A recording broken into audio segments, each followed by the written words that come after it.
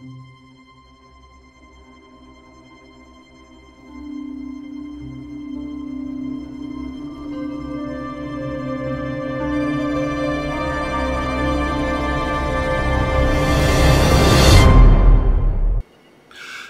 everyone, this next video is from this past Saturday when I did an interview on the Typical Skeptic Podcast between myself, Robert, and the amazing Lauda Leon. And what I want to tell you about the Typical Skeptic Podcast and why I'm such a big fan of it is because Robert will give everyone a chance to speak. He doesn't filter out his guests like many mainstream interviewers do to support their own personal belief system and narrative. He believes in giving everybody a chance to speak because true disclosure means that you've heard from everyone so that you can use your own personal discernment, your own personal common sense, and your intuition to determine what's the truth and what isn't. And who could forget Lauda, a woman who has been through incredible adversity at the hands of the government and negative extraterrestrials. If you listen to her story, you'll see how she stood up to government thugs. And I highly recommend that you check out her channel as well. I'm going to put the Typical Skeptic Podcast link in this video's description, as well as Lauda's channel, Sovereign Key. Please check both of them out when you get some free time. And I'll see you soon. Take care. Hey guys, welcome back to another episode of the Typical Skeptic Podcast. I have another fascinating couple guests with me today. I have with me back, I have Nate with the Voices of Orion Project, or now it's the Planetary Consciousness Project. And then I have with me Sovereign Key, otherwise known as Lauda Leon. Sovereign Key serves as a metacunetics, psychic counselor, forensics, anomalist, profiler, spirit seer, and practitioner of spirit energetics. And their operating capacity is a quantum energy shifter. Works as a facilitator towards personal healing, utilizing both innate and learned abilities towards excavation of soul memories, created timelines, densities, and multiple dimensional realms of existence. Her inner, ever-evolving, lifelong abilities and additionally aided via more conventional means of learning through university studies in the fields of psychology, anthropology, archaeology, and environmental politics, which enhances the parapsychology excavation process. Universal spiral creation is the key to all experiences and all levels of creation. Herein, Sovereign Key shares the keys for self-emancipation and one's verse in sovereignty and power. Wow, I love that. And I want to welcome Nate, if you want to introduce yourself, and thank you both for joining me today. Thank you very much. And I'm a 48-year-old MILAB victim. I have the Haujean Contactee channel here on YouTube.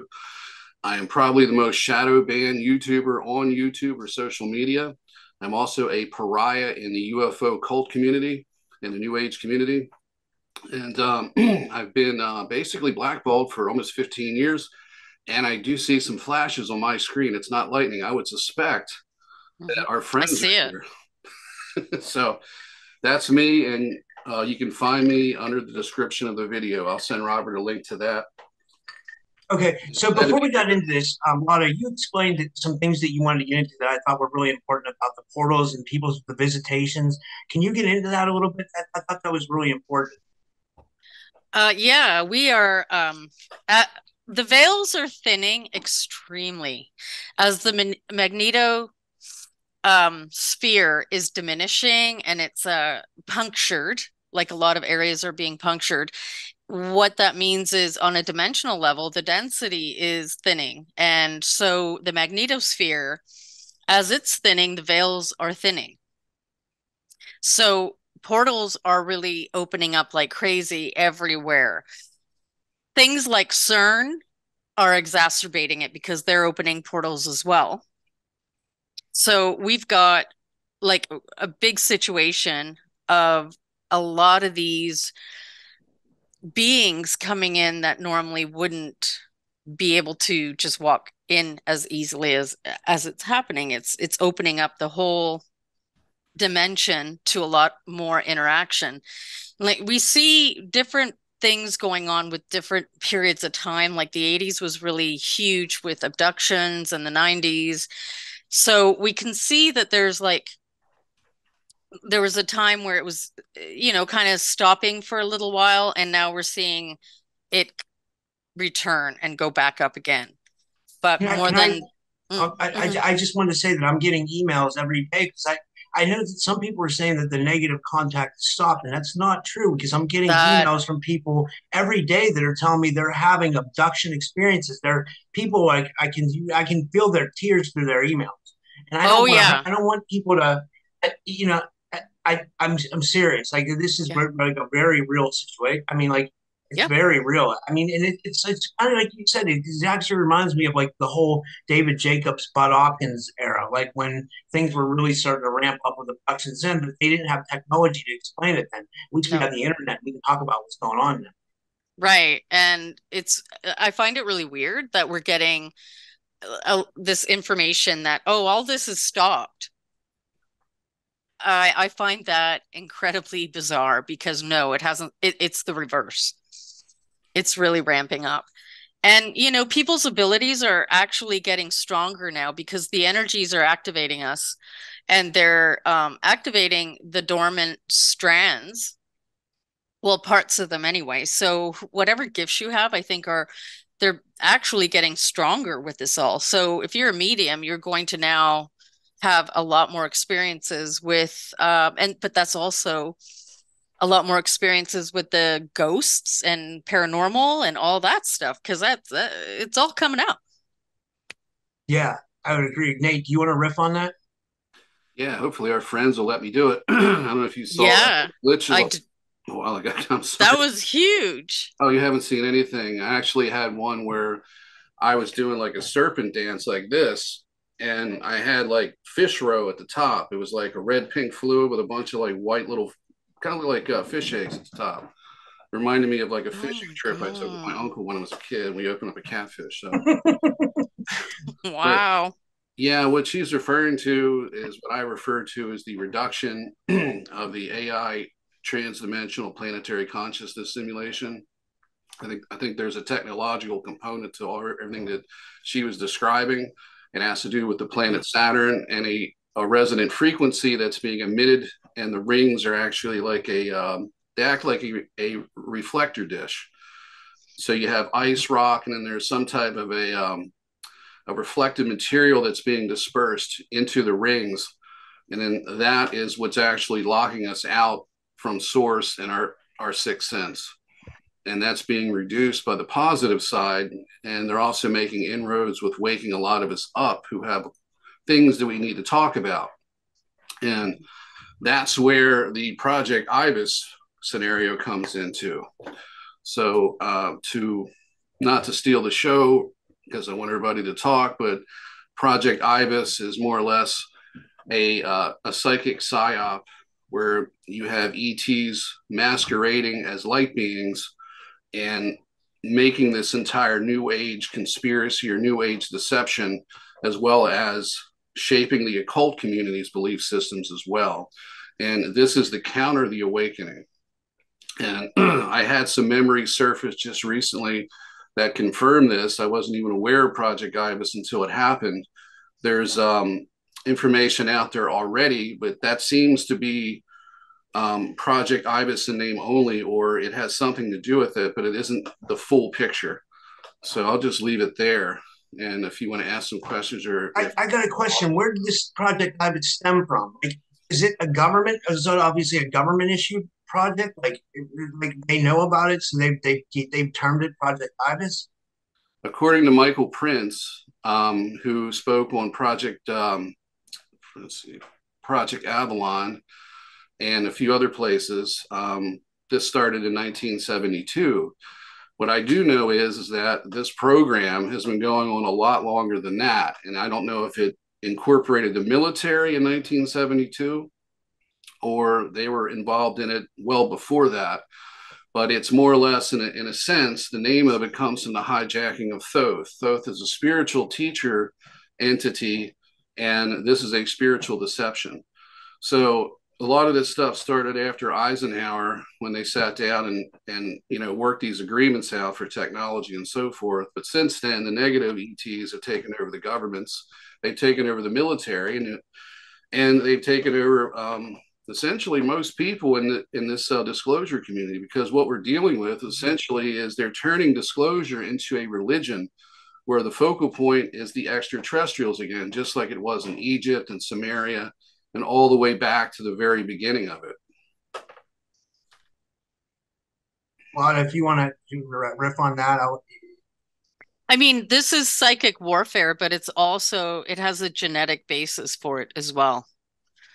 So there is augmentation that happens with this project. I think it's an alliance between umbrella projects and certain beings, or a faction of them anyway. What do you think, Nate?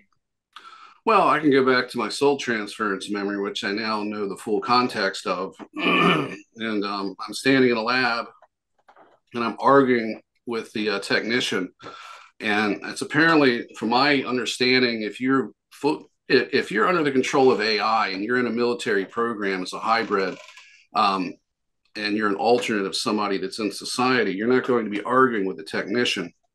I was arguing with the technician before the soul fracturing procedure was done, which later became me, as to why I wasn't in a program that I wanted to be in as a teacher, and that was a spiritual teacher. I was supposed to be somebody who wrote a book, who years later in life would be a social media influencer.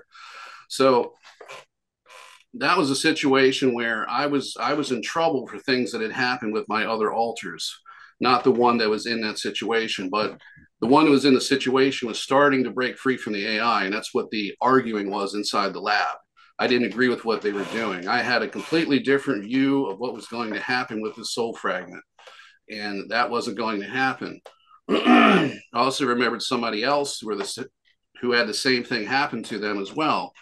And later on, when I broke the silver cords and I separated myself from the MILAB program, there was relentless attacks. But right before that, I was offered a position as a social media influencer. I was told by the Dracos that I wouldn't be shadow banned.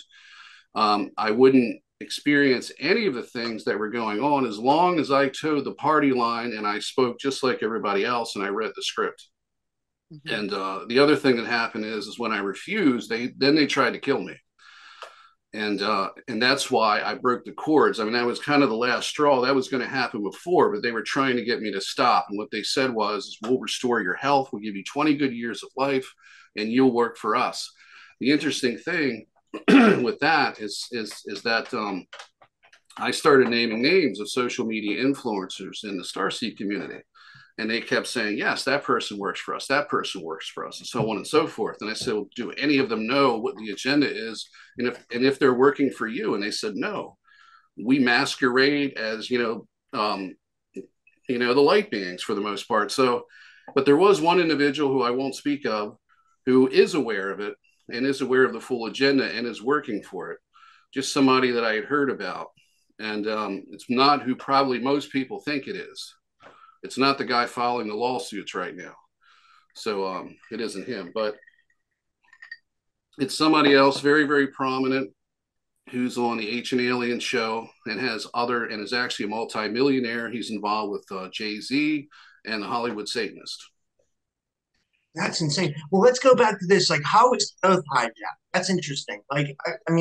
Because from what I understand, a lot of ancient texts can be manipulated. So it's hard to find out when you're reading ancient texts. You don't know what's right, what's wrong, what's been manipulated, what's a pure ancient text. Like they talk about the cuneiform text, but we're not really sure. Like, are they being real with us as to what's translated? I'm not an Assyriologist, so I don't know, to be honest. But Thoth goes back to Egypt. But if you trace him back even further, he goes back to Ningshita, who he was in Sumeria.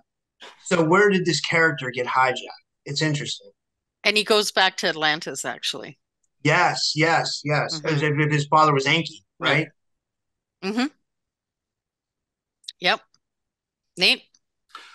As far as when it was hijacked, I honestly think that it has to do with the military. I think that's when it was hijacked. And I had back at the end of 2019, I was given a lot of information by what I thought were, nice ETs. It turned out to be a Draco military program. And I had a psychic vision of a very large rock out in the middle. It looked like probably Nevada. And this was the rock that God, I can't think of the guy's name at the moment. He was the first person to channel the Ashtar command, and this rock is like a huge rock, and there's a ceremonial room that's underneath of it. Um, I think it's is it James Van Tassel? I know the last name is Van Tassel. Does that ring a bell, Robert or Lauda? I don't know. I don't. It doesn't ring a bell. I should have looked it up before I did this because I've got like a mental block. It could be them, and I'm not even sure. But I was shown how they started the New Age movement, starting with the Ashtar command stuff, and I was shown this big ceremonial rock near an airstrip, and I actually saw a bunch of people who wanted to be contactees, and they were wearing hats made out of aluminum foil, and they had like funny outfits on, and they were trying to vector in some sort of a craft or have an ET experience. Mm-hmm. And I was shown how they engineered the entire New Age movement. But I was shown is that they were actually creating an awakening. I was shown the false awakening that's overriding the real awakening that's taking place, which is the reduction of the planetary consciousness simulation. So that goes back, I think, to what, the 50s or early 60s? You mean like with George Adamski? He was actually in the vision, but it wasn't the guy. It was I think it's George Van Tassel. I think it is, but I'm not sure. But anyway, I was shown that how they engineered it from start to finish. So this was in the works right around that time, and I think it was a long-term sort of thing. But as far as the hijacking of Thoth, it's mainly, in my opinion, from what I'm talking about, or what I've seen, it's mainly has to do with this military program. Now, if you go back and you look at all of this history, we're pretty much dealing with a planetary level LARP in a sense, an augmented reality where the ETs portray themselves as a god or as a series of gods in order to socially engineer and suppress our development. In other words, to use humanity as a soul farm and a natural resource, and a place to incarnate their own people here and engineer lifetimes for therapeutic experiences. That is something to do with the positive side, and the negative side is also doing it. I got a question. Through this. Sorry, Nate. I just have to say this. Like, if the ETs want to suppress our evolution, that would mean that we must be very powerful beings, like people say. Like, we must have some kind of real power in our psychic awareness or whatever it is that we can manifest beyond this, whatever planetary consciousness simulation. Is that true? Absolutely. I mean, we all have psychic abilities that are natural and innate in us. That's the way we're designed through, the creator, which is what they're trying to replace. They want to replace the creator with Enki or some other god. And there's been many, many of them. They're just the same. It's a long line of characters to separate us from, the real creator and the real collective consciousness that makes us psychic and actually makes our reality. So it's essentially, some negative entities or negative ETs that are stepping in the way and playing, the role with us where, we're the gods, you're the servants. And it's always been that way. If you look at theology, that's the ongoing theme since the very start. A lot of the abductions are based on actually accessing and transferring the soul, and the consciousness. That is really the basis of the majority of the abductions, along with breeding hybrids, right? Yeah. So, this whole unlocking of the God codes, which I know in my personal experiences with abductions, I kept waking up during the abductions. And I got to the point where I knew I had to pretend to stay out, like to stay asleep. Because when I would wake up, sometimes I would hear the conversations. And, depending on where I was waking up, I could be with, what looked like human doctors. And also there would be reptilian looking beings as well that were there. It was kind of a mix. But the one theme that kept happening was them trying to find the God code and to hack it. And they just, they were very frustrated because I think they are able very successfully to get parts of it, AKA shards, if you will. but they can't really get the whole thing. So they're working with, like, the best way to put it is like crystal shards, pieces of you, right? And they're using that for themselves because many of them, they're not created the way we're created. Prime creation has a soul and a spirit and is eternal, immortal, doesn't die, and has basically every code in the infinite verse inside you. So they don't have the same kind of soul template. And that's what they want. And they don't want to die. And they want to find a way to keep going. And they're using us to do that. That's insane. So do you agree with like Jacobs, like Dr. Jacobs' work, that they're like actually like walking among us, that they're like embedded in our society and stuff like that? Yeah, Oh, absolutely. absolutely. And at a much higher level Yeah. than he had described. And what she's saying is something that I've sensed, and I've gotten it through a kind of like, I would say, emotional concepts where it's not spoken words. And essentially, if you want a really simple way to look at what she just said, they're separated from God to the point where they need us in order, to do their work for them. They need us for warfare. They need us to fight for them. They make us into a proxy army. That's why they fracture our souls and they put it into clone hybrids. And then they use us. So they're using humanity, and they're also using other extraterrestrial souls that are more advanced than human souls who are coming here to change things. Those are the ones they're really after, because those are the ultimate warrior in their opinion. And as long as they can control your consciousness as a soul fragment, if you're one of those people, then it gives them an incredible advantage, to their overall agenda. And there's an inception too, because many of them are finding that they could use our biological templates with our crystal shards, if you will, the soul shards of consciousness, to experience life in this human form. But it's really them. But what happens, there's like a an osmosis that happens between that consciousness soul shard that comes from a prime being and themselves. So they get all the memories of it and they use the body as well. So they are walking around. They're like, I think there's a lot of them, like a lot. I think there's one that runs Facebook too. Was Mark Yeah, Zuckerberg? Mark Zuckerberg. Zuckerberg. That's Mark hilarious. Zuckbot. Yeah, that's it. So let me ask you this. This is a simple question, but it's an important one. So everybody talks about, are they coming interdimensionally or are they coming interplanetary? Like, would you guys think that this might be more of like an interdimensional type war? Like that this is like something interdimensional? I think it's interdimensional and interplanetary. I think it's all here, really. I think there's all the dimensions here. I think accessing these places is different than the conception that NASA wants to give everyone, where you have to go out to a planet out there. I think that is a psyop, because I think it's dimensional and it's in here. It's all here, and it's all connected to the as above, so below realms, right? The above realm and the below realm. Yeah, I have a more simplistic way for people to understand that. Those of you who have tried to conceptualize what heaven is, okay, normally people conceptualize heaven as a very kind of fluid environment where it's not fully physical. It's more spiritual in a way. The real true nature of our reality outside of the consciousness simulation is exactly that.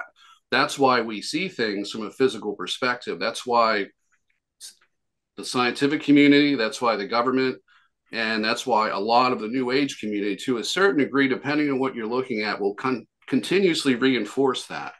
They would like to reinforce that there's higher entities in the New Age movement, but on the other side, they want to narrow you down to five senses and to make you think it's like Star Trek, where you have to traverse a huge distance and you're going to go where no man has gone before, but in reality, you're going nowhere.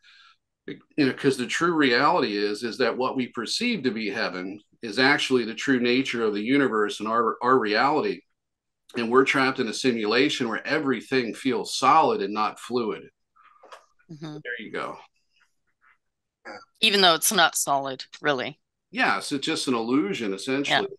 It's all energy, and if manipulated properly in the right conditions and not in the simulation, everybody could see that. Everybody would know that. We'd have a completely different reality. We'd be connected to each other. We'd be also, connected to God much, much more closely. It wouldn't be based on faith. It would be based on a continuous reality that we're experiencing. That's the problem here. That's why people are losing it. Right. And the theater created the theater of reality, which is just a theater. It is a simulation.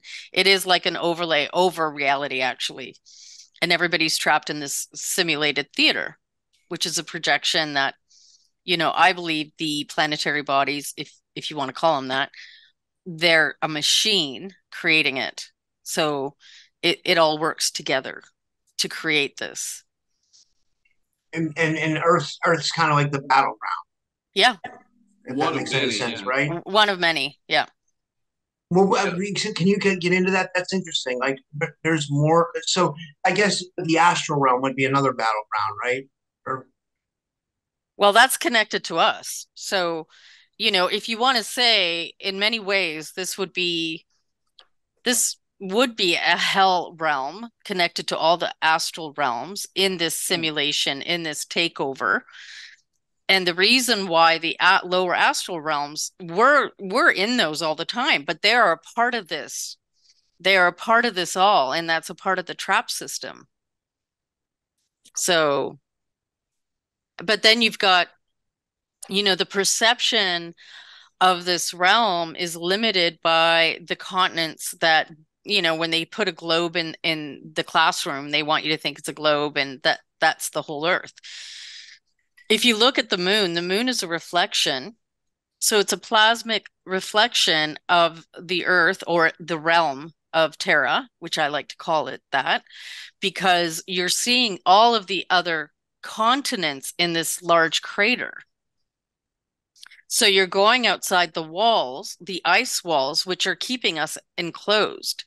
So, there are many, the battle that is being waged here is also happening over there. It's like this concept of, oh, Mars is over there and we got to take a spaceship, even though no spaceship has ever left this sphere, because that's not how you get to those places. I truly believe that, you go outside the walls of these ice walls and you're going to hit a lot of these so-called planets, craters. So let me ask you this. Are you a believer in the secret space program then, or what do you believe in that? What do you feel about that? No, I think that's I believe there's a secret space program, but I don't believe it's how they want you to believe it is. I think that they're like selling you a conception like NASA.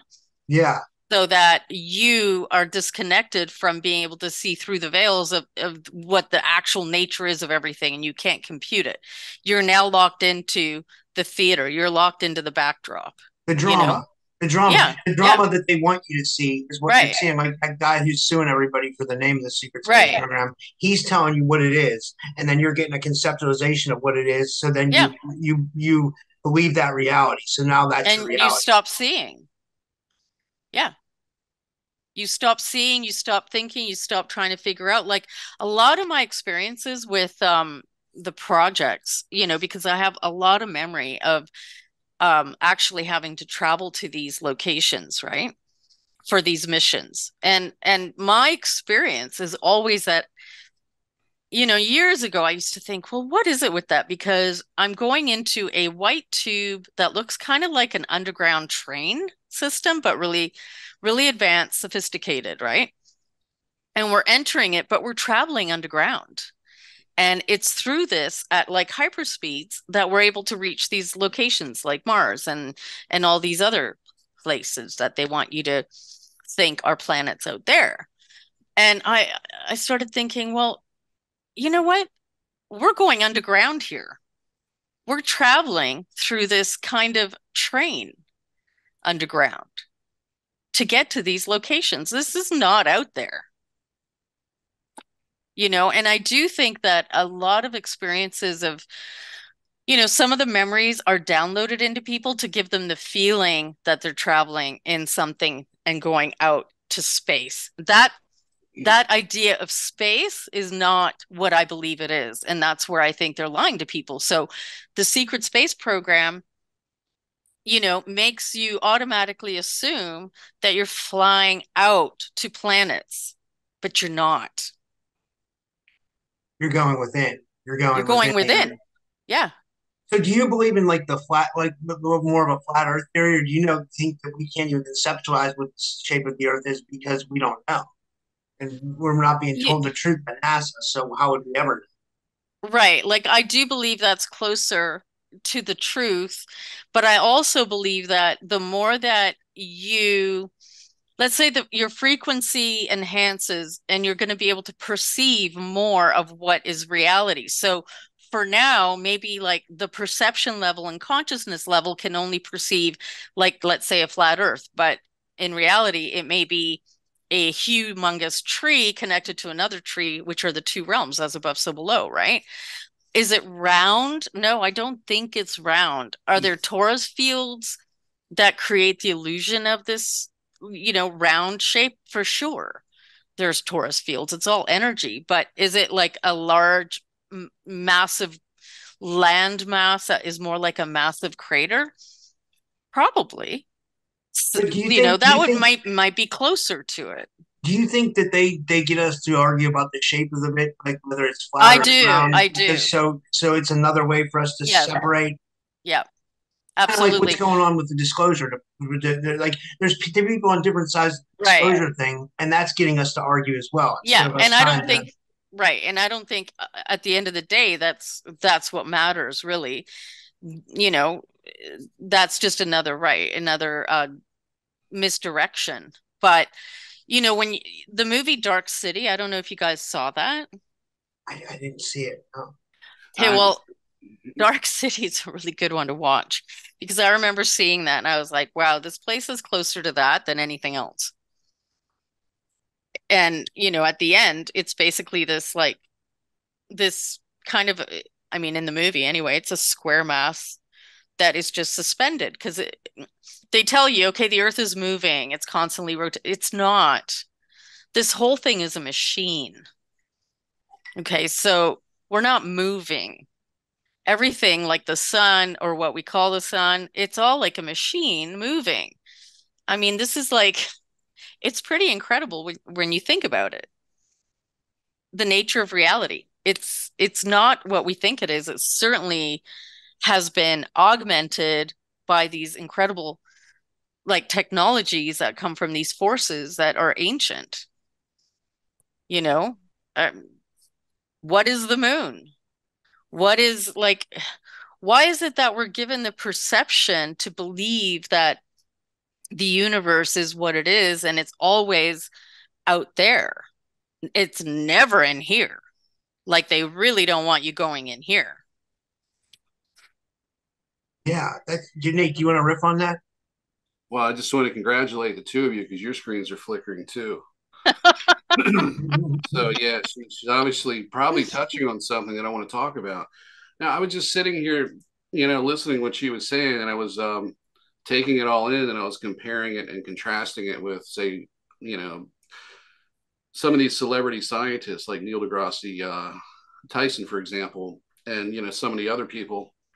And when you listen to their theories, which are supposed to be, the gospel for all of us to listen to, they're not much different than what, Lauda is saying, in the sense that it all sounds far-fetched to the layman, because what she's saying is it's more consciousness-based, and she's throwing out concepts within that, I guess you call it the construct of consciousness, or what what the true nature is. And then you listen to the more physical, scientific-minded people who want you to believe that it's very, very physical, but at the same time, the universe has a shape to it, and they want to define it that way. And it's always something in the three-dimensional realm that they're defining it as. Mm-hmm. And then they go ahead and they throw out equations and math, and they just confuse everybody. But, if anybody is to, to criticize her for what she just said, it makes them a hypocrite. I think I'm not necessarily on board with everything she says because I don't understand it. I don't have those experiences yet to say, okay, I know exactly what she's saying. But I take everything as a possibility, and I know that it has to do with consciousness. So what is the real shape of it? I don't think it has one. I think it's more fluid, and I think that everything that she has said from her perspective is probably accurate. But at the same time, you may see it a slightly different way. Depends on how brainwashed you are and how close you are to the truth. So I'm not going to dispute anything. And there's things that I can say, okay, that does resonate. But at the same time, I'm still looking for answers as well.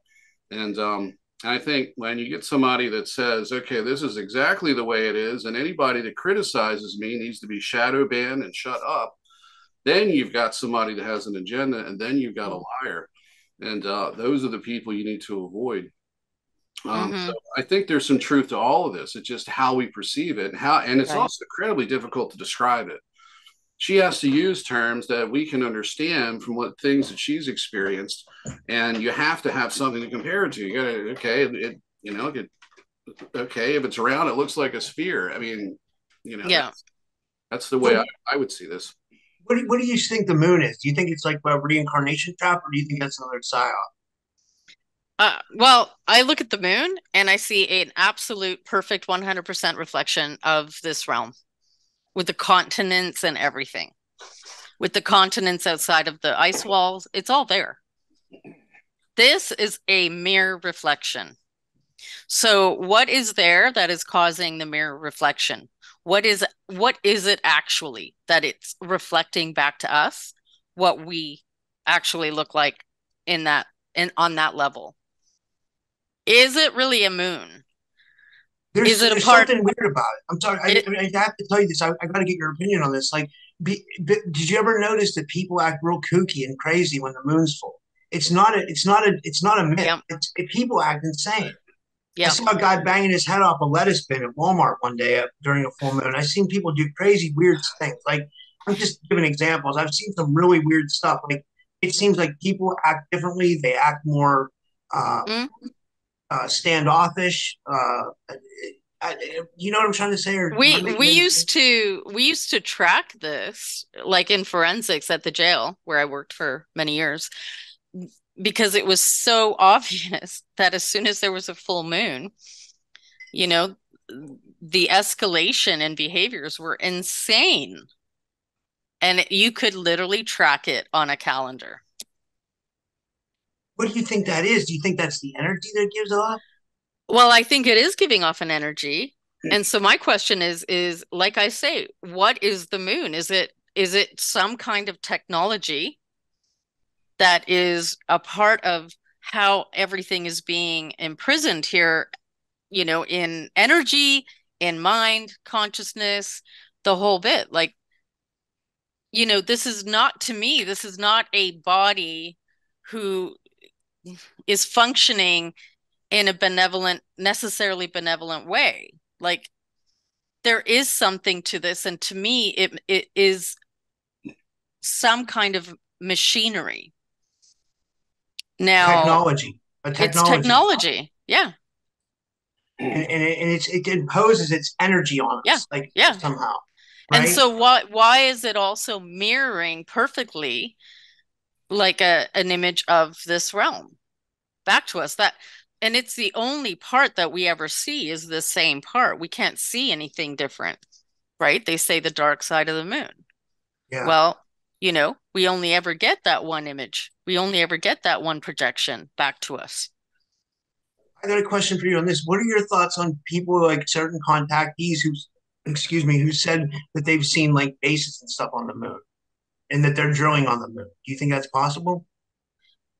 Yeah, I think, again, right, like it's all this consciousness stuff. Like, is it the moon or is it something else? Like, yeah, I do believe there is a lot of bases in these places, but where is it really? And is it the moon? And really, where is the moon? Yeah. From what we're seeing, because we're being shown something. Which, right. I've had this guy Miles on my show. He's really good. He goes by Miles Moon Bases. He was taking photographs of the moon. He was saying that the moon's kind of like a hologram. Mm-hmm. I believe that because, well, I mean, look at it. If it's a hologram, that hologram's showing us our reflection.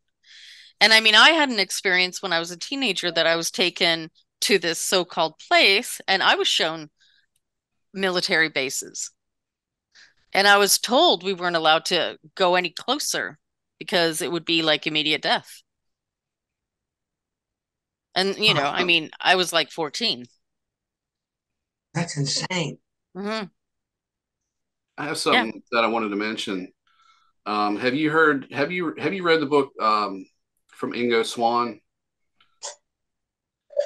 I'm trying to think of the name of it. It's a good one. Penetration. It sounds like a porn, but actually it's just a book called Penetration. But it's Ingo Swann wrote this book, and he has a CIA mentor who assigns him various things to remote view. One of the things that I remember reading about was a guy that had passed away, and his soul was exiting and was on the way to the moon. And when he tried to pursue it, there was this loudspeaker, this voice saying, "You have to stay away." And then it got louder and louder and louder until he was actually experiencing, something, I guess, either made him have a headache or was hurting his ears.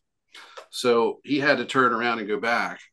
The moon is whatever it is, as far as energetically speaking, that may be a whole different, thing altogether than what we perceive it to be.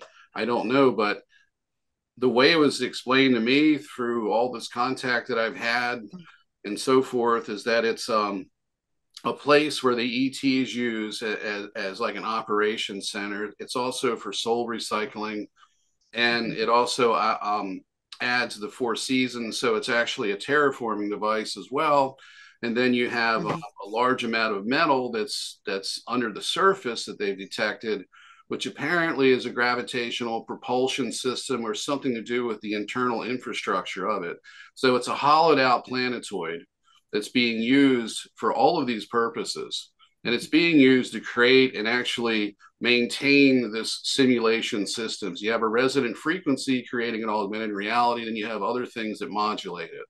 So there's technology on the moon, and there may be some technology on Mars as well, and other satellites around the sun.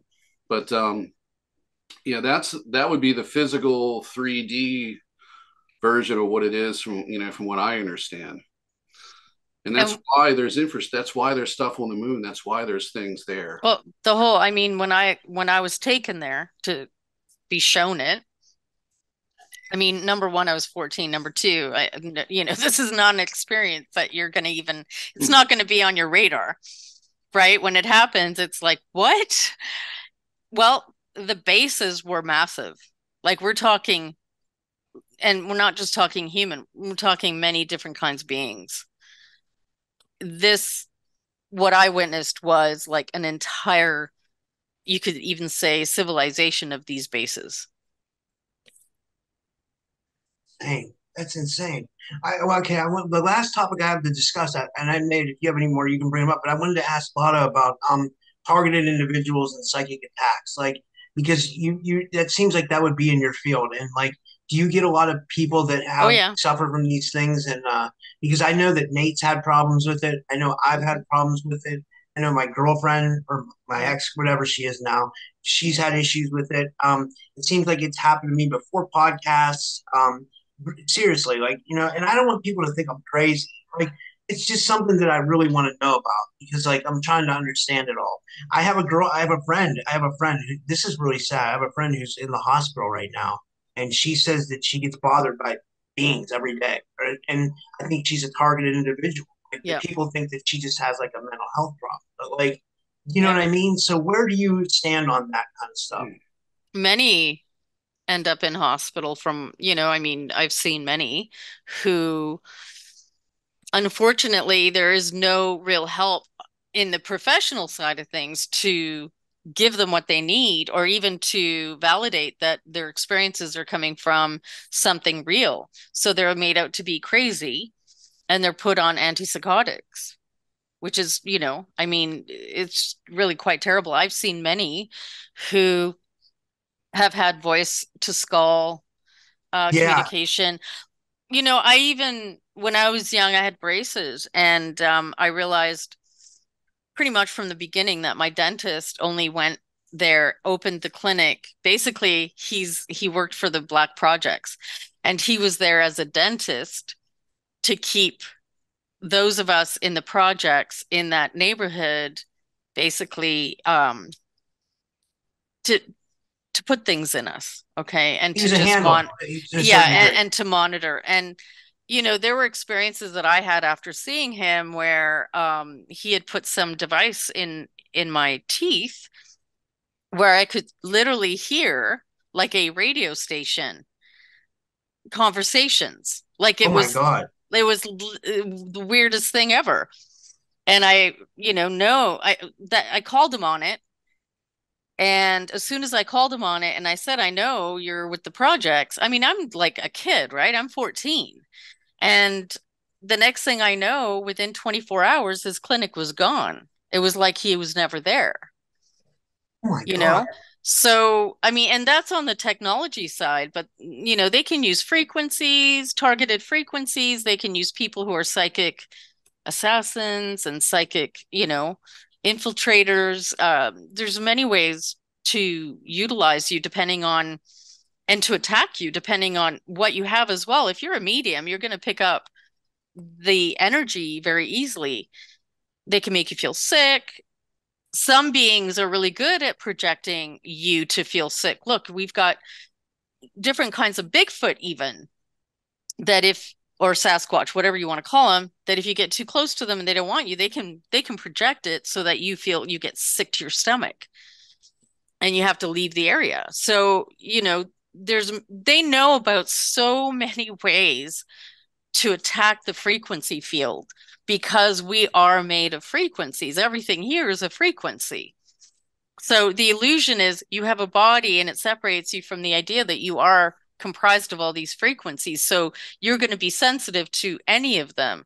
Rife technology was great at creating frequencies to determine what would heal and what would not heal you, what would cause you damage. Which of course they confiscated his stuff, and then I think he died after. But so it's a frequency war. Do you think a lot of the right frequencies that they have on the internet are kind of like manipulated, or do you think those could be beneficial? I would assume that as soon as they're on the internet, they're manipulated. Wow, I that's wouldn't trust it. yeah, I wouldn't trust anything that's connected to the internet and this dirty kind of open way of I think I think demonic principalities can access it. I think entities can access it. Like a lot of stuff can access it. So if you want rife, I would make sure it's not connected to any, online stuff. yeah. So let me ask you this: is there a way to fight back, or not fight back? Is there a way to kind of clear our energy field so we Mhm. don't experience targeted attack? There's lots of ways. There's lots of things that you have to learn, but you have to first learn that a lot of how your brain has been programmed to perceive reality is what they want you to perceive, so you become susceptible. They also access you on astral levels in the real dream realms as well, because in essence, if they look for an agreement of any kind too, they don't care if you're asleep while you give it, or that you're all in an altered state. So, there's many things to change this. It does take work because you are interfacing with what they're creating around you all the time, and you have to learn not to interface with it. So, but it's a deep rabbit hole. You have to go into your whole life story to figure out the points that they entered and how they got in and what it is that's engaging you in that theater, right? What power over you do they have? Like, a lot of these people that I found in hospitals who had, who were receiving voice to skull communications and they were being tormented, they were way too open psychically, and they had no way to protect themselves because they were just wide open. So they ended up really suffering. Well, here's what I understand. Like, how can they do that? Where they can, like, is that like an AI program that they're running on someone's brain? Because Hmm. these people they get tormented all day by Yep. this stuff, you know? Yep. So it's like, that's Yep. insanity. Yep.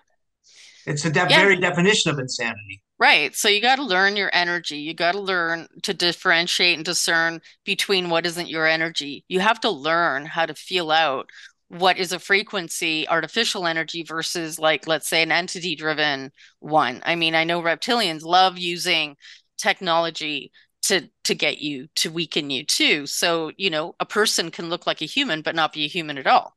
They're actually a reptilian, and they're utilizing this technology that you can't see with your physical eyes, but it's real. So it's like such a deep rabbit hole. It really is. Nate, did you want to Yeah. riff on that? Yeah, the scary thing is, from what I found from my own personal experiences, is that the U.S. military and other militaries and the military industrial complex and the elites have access to this technology that's being shared by the negative ETs that are controlling this world. I mean, I've had interactions with psychic super soldiers and reptilians from White Sands. I've had medical co intel pro experiences. I've been made sick multiple times with fatal illnesses. I had autonomic nervous system failure that they induced in me in 2019. I've had 7 spine surgeries. My spine problem started at age 7. I've had 7 sinus surgeries. I mean, 7, I guess, is my unlucky number. And then just recently, I had a pretty long-term psychic attack. It was over a week and a half where I had 2 ETs show up, or they may have, I think they're AI, and they tricked me and got in between me and my higher self and perpetuated a hoax where I was supposed to be working for them to expose Project Ibis. And they were making all these demands, and they were saying things that were repetitively said to me when I had the problems with the Dracos before. So I started to see clues in their language and what they were saying. And they did not have real personalities, is what I concluded about halfway through, at which point I became very suspicious. And as a result, what they did to me is they blocked me up pretty good. And right now I'm still trying to get it out. The first thing that happened that I noticed before I told them to get lost was that they put something in me to alter my mood, saying, "You're very angry at us," and so on and so forth. And I just suddenly felt better. Well, anytime that somebody puts anything in you against your will, they're no good. Mm-hmm. That's the tactics that they used on me. And I mean, I've been through an endless 48-year struggle with this crap. And the interesting thing is when I talk to somebody who works with other people, like myself, everything I say they've already heard before. It's like they're just going down the list like a textbook. It's like, okay, we're going to check this off and that off. Hey, okay, you've got all of them. I believe you. And look, there it is again. You see that? Yeah, Yeah. that's Wow. insanity. That's the shit that I was seeing, but it was slightly different. Yeah, that's the latest thing, and and I'm not doing that, by the way. I Oh have no. no idea how to do that, but that is actually being done psychically because a friend of mine had issues. He determined that they were doing it psychically. It wasn't the NSA pulling that off. Yeah. Yeah, They yeah, I could believe do, it. yeah, I mean, they could do that on Signal or anything that's Mhm. encrypted. They could still get into it. So people who think, oh, if I just use this or that browser, or I use this service or that service, it's military encrypted. They hear everything that goes on, and they can see it, and they can see it Mhm. in the past, and they can project it into the future and see what may be said. So anybody that's worried about the government hearing something, I mean, maybe if you're doing something superficial, like Yeah. you're selling weed to somebody on eBay or something, yeah, then you'd have something to worry about. But I mean, other than that, as far as this other stuff's concerned, they know what you're doing. And I mean, I had a super soldier basically pick my life apart from my childhood and say all these things. And I'm like, look, I wouldn't have done half of that if it wasn't for what you've done to me. Mhm. So, I mean, yeah, I've been through it all, and I'm still here, reluctantly here, but at the same time, I mean, this is real. And I interviewed in a college class, I interviewed a woman suffering from schizophrenia, and it was intro to human services. And we had to do a project where we went to 3 different places and we did interviews. I went to a nursing home that a friend of mine worked at, and this woman, I sat there with her for about a half hour, and we just talked about regular everyday stuff. So at some point or another, she mentioned like an hallucination she had, but she thought it was real. When I got finished with her, I was physically exhausted and I was mentally exhausted. My energy was completely drained. And I told my professor this, and she said, we don't know what causes that, but sometimes that happens with people suffering from schizophrenia and other mental illnesses that, like that. There was some kind of AI attachment feeding off of that woman that then attached to me as well. And that's what that is.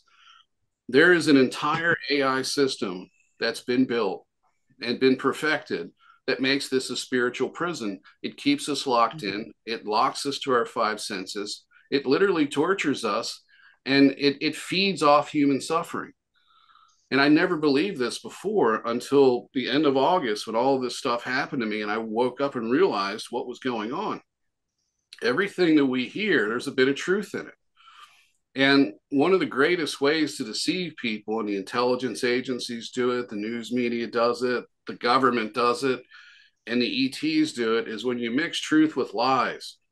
And one of the things that I wanted to mention is when you hear people channel information and it resonates with you, and then portions of it are false, the reason that they're doing this is because if they gave you a completely false information, it wouldn't resonate. But if they pick things, like say, for example, a lot of people can sense now that there's going to be a shift coming.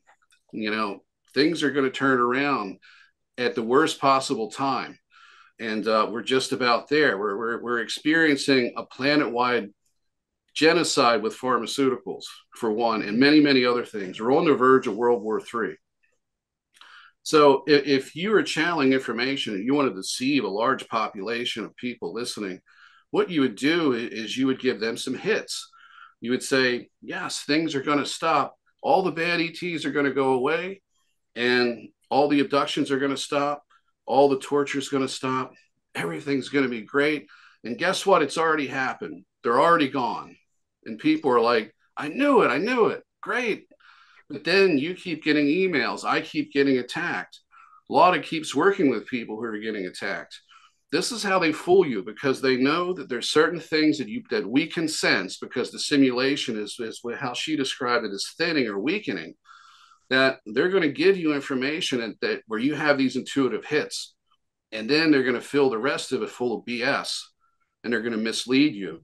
Mm-hmm. That gets us to fight amongst ourselves. That's why we can't agree.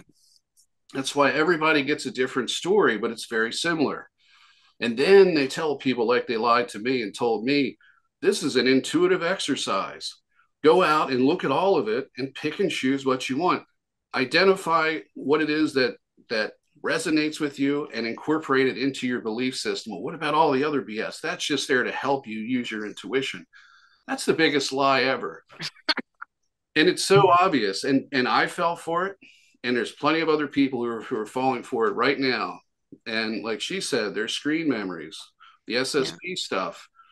There is a lot of false screen memories. Another thing that they do too is if you have a complete total fraud, somebody that looks and says, I can make money at this, naturally, they're not going to be shadow banned because the government knows who they are. They know what they're up to. So do the ETs. So if they create an entire fictional story and they have extraterrestrial forces and they give them names, they name their planets, and they created, these people really should be in science fiction instead of this movement, because they're corrupting it. But what they do is they will take all of that into consideration. They'll say, okay, well, there's now a lot of people that are believing in these, and say like this monkey reptilian race, like a hybrid chimp, reptoid or something like that. It's going to save the earth or whatever. Maybe they're the bad guys, and we'll have to, there's a cat race or something else. And they'll take these fictional entities that don't exist, that somebody made up, and then the AI will start reproducing these experiences in other people. So that's when it starts to get really confusing, because then when you say, well, this person's running a cult and they've got all this stuff going on, it's so obvious. And people will say, well, look over here. You've got all these people having experiences with the same beings, the same names, the same appearance. How do you explain it? It must be true. Then you have researchers who are completely controlled by the AI, who will look at this and say, that's validation. Or if I have 2 or more contactees that are channeling the same information, then it must be true. I think some people here will know who I'm talking about who's fallen for this one. And he's a mainstream researcher. He's very exopolitical. And prior to me waking up, I had asked, should I contact this person as part of my supposed fictional social media, project for the supposed, for the good side, was really evil entities that were behind this. And I was told that this individual is part of a very special program, and I shouldn't contact him because this is the first time that they've gotten contactees to be taken seriously by a researcher, and they bridge that gap and they're going to work with it. And I'm supposed to be doing something else. This is how you enslave a population. Well, they've already done that, but this is how you maintain the slavery. As long as you can control their consciousness and their belief system, you can control them. That's the key to the government controlling the population. Create an augmented reality and keep programming it to match the variables that pop up, through the experience. And that's exactly what they're doing. So they're creating a false reality for us. They're creating a false awakening, and it's going to be difficult for people to get through this. And I just have to say, there's a lot of predictions that are made for 2024. You got the return of Enki. You've got the solar flash that's been predicted for 2012. I think there was some variation of it. I think it was a cosmic flash predicted prior to that. Then you had it set for 2012. Now it's 2024, and that's based on manuscripts that no longer exist. And there's a galactic historian that's involved with that. And so we have all of this confusion, and we have people that are essentially lost and fighting with each other. Now, I want to say one last thing about the AI. There's fake AI source experiences, people that connect with source and have these profound experiences where they can access the Akashic records and they can access this or that, and source has an effect on them. Well, the real source experience, the real God experience, is a transformative experience. It doesn't inflate your ego.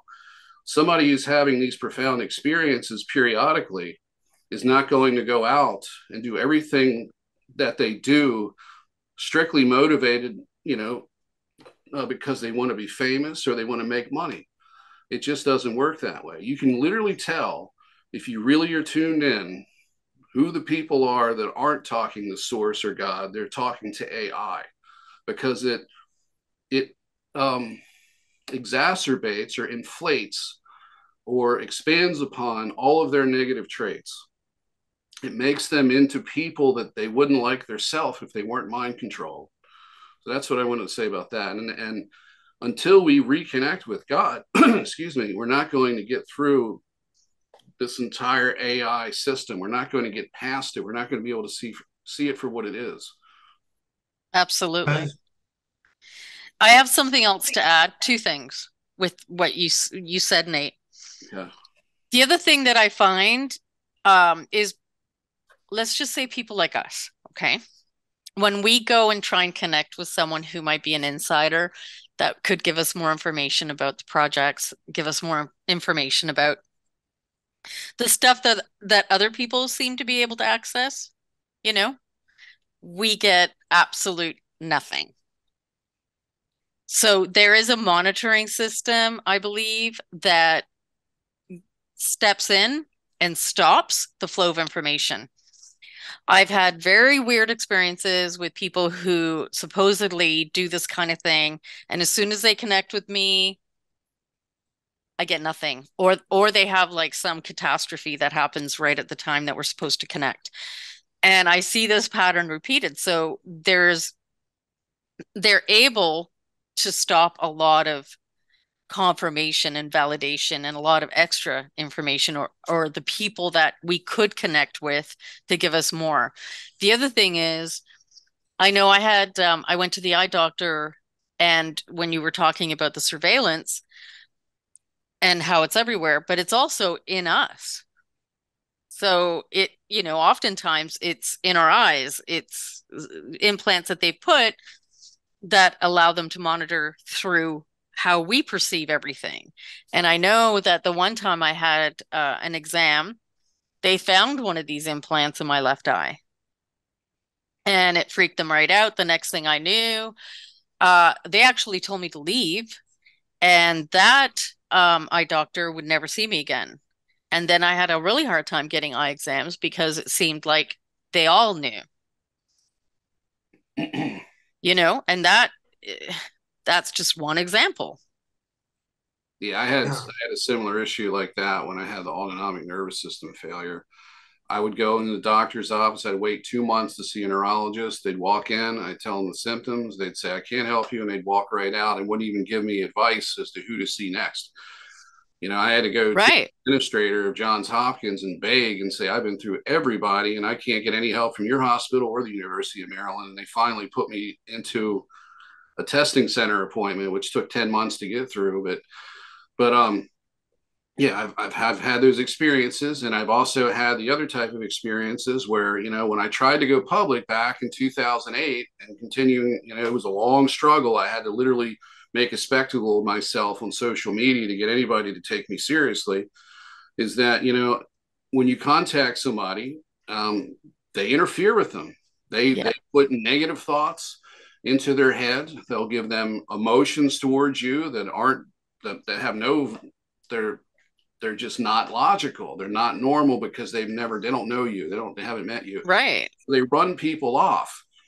And I think I just had another experience like that just not too long ago. I had somebody approach me and then just basically drop off the face of the earth. They're ready to talk. First time I've ever been approached by somebody asking for an interview. And I'm like, sure. And I said, let's talk beforehand.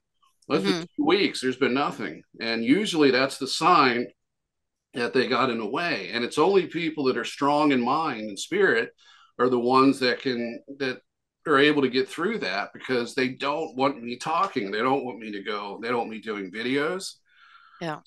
I could swear that my wife took my laptop cord, but it seemed like it disappeared out of the wall outlet. So I'm going to have to take her out of the blame for that. I think something else happened possibly, but I've had all sorts. I've had technical issues. I've actually had somebody talk to me psychically and tell me they're going to screw up the files of my computer, and they did it. You saw what just happened with that weird stuff on the screen. I've had stuff like that. I mean, you've had that, Robert. We've had lights flickering. You had a psychic attack. Another show host had a psychic attack while I was talking to him. And it's just a constant thing. And what I found is the more mainstream the shows are, the more intense the pushback is, to whatever I have to say, to me in general. Because when I start talking about a new age deception, that's an immediate, like, whoa, I don't want to hear any of this stuff. So that's number one. And even if I don't talk about it, there's always this big pushback. If I wrote a book and I told the entire history of the galaxy and presented myself as being the expert in everything and just did like an emotionless, like just spew of all this information, interview after interview after interview, literally everybody's eyes would glaze over if I was pushing the narrative. Nobody would get in my way, and I'd be very popular. Okay.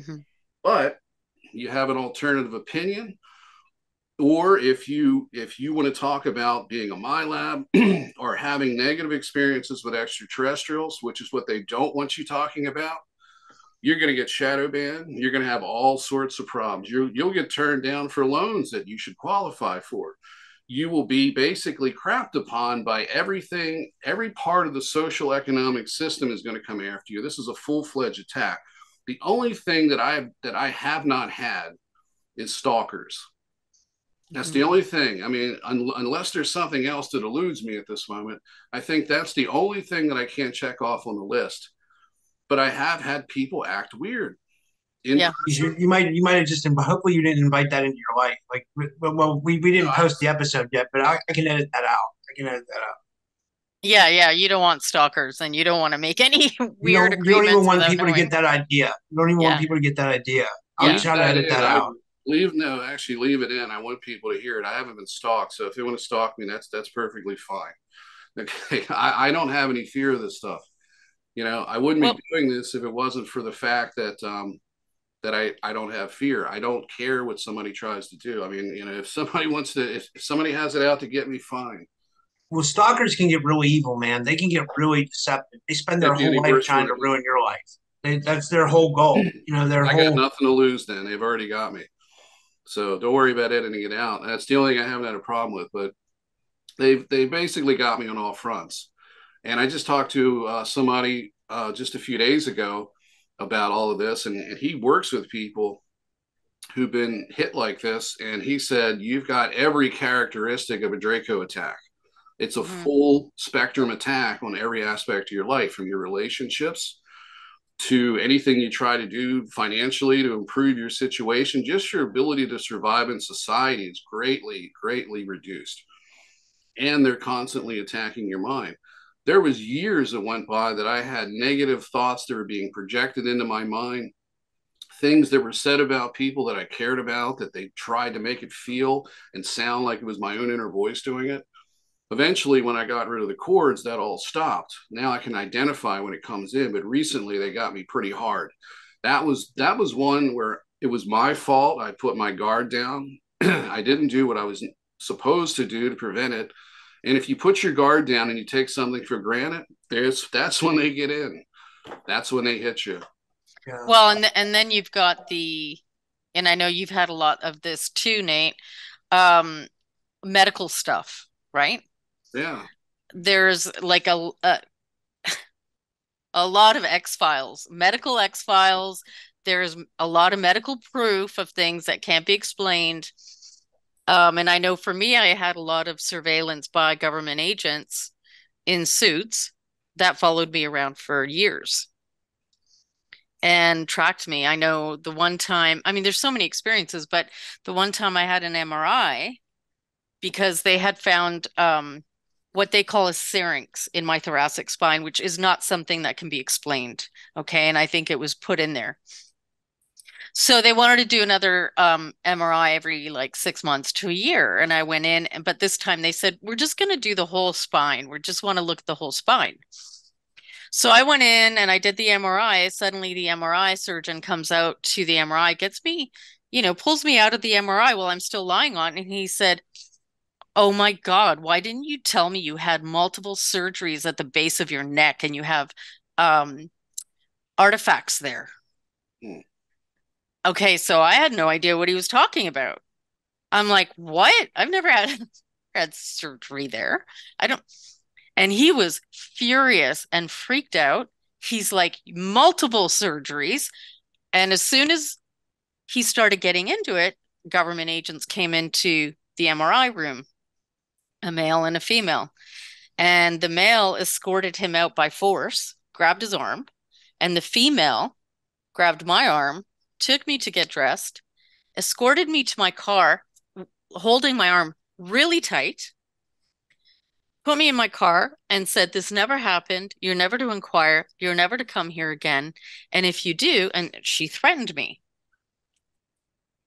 And that was one experience, right? One of many. Because then there's the surgery. Like I had to have complete reconstructive surgery because everything was crushed inside my head. So, everything behind my forehead and underneath here, it was crushed. And when they took an MRI on it and x-rays, they realized that the crushing was impossible because I had nothing on the outside. There was no bruising on the outside. It wasn't an impact. It was a technology that was used internally. So it got crushed from the inside. And I had to have a surgery, which was 14 hours long to reconstruct me.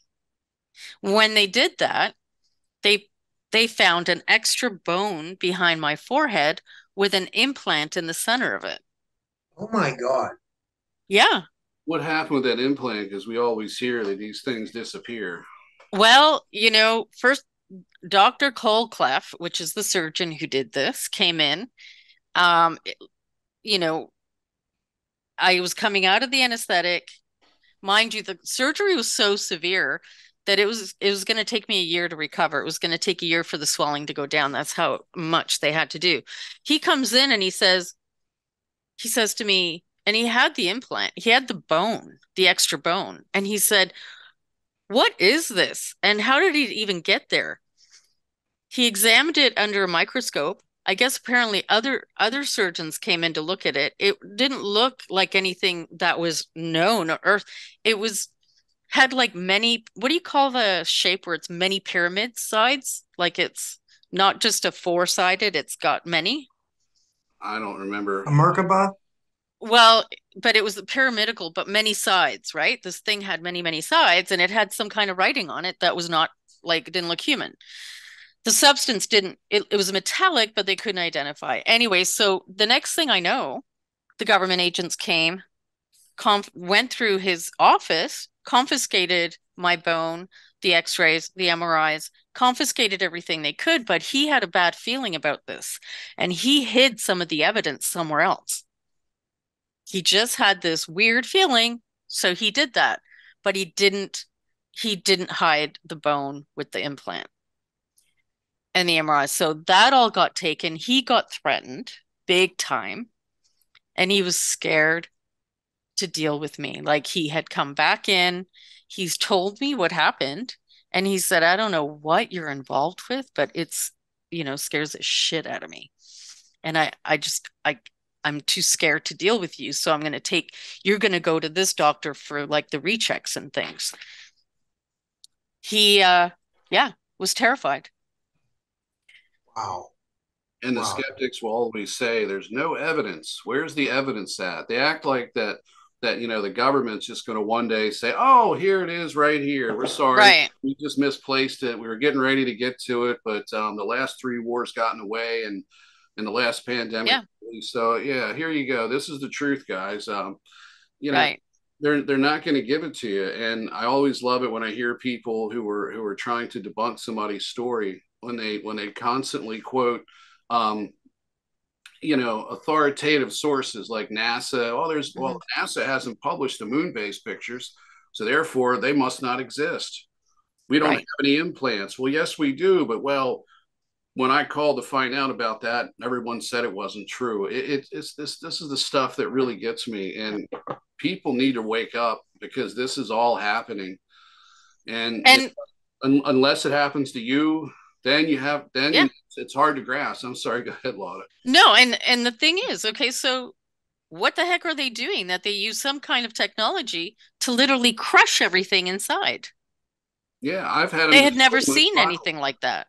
I've had them, destroy my spinal disc, and it wasn't as overt as what you're doing or what they did to you because they actually had some evidence left behind they couldn't explain. With me, it's just like, wow, you've got some horrible genetics. I'm really sorry, and you just get kind of swept into the under. Yeah.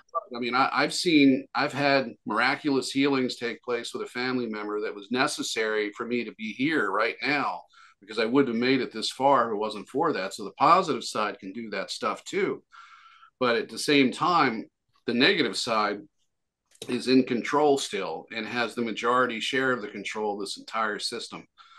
And this is what's happening. And they'll stop at nothing to keep people like myself, like Lauda and others from telling our story. And they try to kill us. Oh, they did try for sure. I mean, it sounds like they came pretty close. Oh, many times. And then there's like this other faction that comes in and they make sure that, I'm okay. Like you can clearly see there are two factions fighting here, and one steps in weirdly that, they make sure I'm okay. I don't have any other questions. I started getting a massive headache while we were doing this. I don't know if that's something or if that's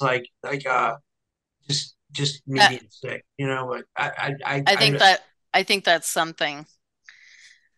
Do you want like are you guys do you want just to try a few minute break and then I'll do a clearing? Yeah, uh, sure. I saw. Was that your message? I wasn't sure if they were doing that or what. Okay. That was me. Yeah, I have to go to the bathroom. And then okay. I can do it. I'll pause it. I'll pause the recording. Yeah, I'll Okay. pause it. Okay. Yeah. Okay. Okay. Okay, we're back, everybody. Whoever wants to pick up off there, I still have a really bad headache, so I'm just kind of. Yeah, I'd like to say one thing. I felt the energetic shift happen. It just feels really nice now. even though I'm in the basement in front of a photographic backdrop. But I was just saying, to Rob that his headache is going to be hanging around for a little bit. It just unfortunately doesn't work that good where it just goes away. But yeah, I definitely I feel a difference, and we'll probably see less of those problems with the screens too, or probably none. Well, Yeah, I used a lot of crystals for it, like so they help you, right? When you do it. And then I I can tell if it's clear when I use a certain frequency, right? It tells me if it's been cleared. And if it hasn't, I keep doing it. So yeah, see, I've never used props, but obviously there's something to that. Well, there's always been I mean, Well, no, I'm not props, saying, technically, I'm not saying there's anything, I'm not saying you're doing any kind of witchcraft, but there's always been like a thing with witchcraft, right? If you guys think about it, like it's not just the consciousness, it's the ingredients in the spell. That's what I'm trying to say. Like I've always loved witchcraft, and I've always like been admired like for what they've been able to do, like ingredients and spells and stuff. Like they're able to do like amazing and insane stuff, and that stuff really works too. It's all real. well, I think that a lot of what we experience in reality is a form of magic. It's just being used against us. So they know how to harness our consciousness to use it against us, but it's all really based on magic. it looks Yeah. like you're still here, but I feel better. Well, I didn't do a clearing in that way. I did a different kind of clearing because Okay, to go in there, it would have taken me longer because I have to trace it. I gotcha. So maybe though, I was just saying to him while you're away that they really stepped in a nice pile that they just made, because I was just talking about earlier about that scene on the that how it looked like fish row, and how I was doing a serpent dance, and then it did it, but it wasn't quite as colorful. So Oh, there was some validation. So thank you, Draco Military Alliance. I appreciate the help. Oh my Everybody God. Now needs a my little helping hand. Thank you guys. maybe that yeah, clearing actually did work. Like I don't think Advil works that fast.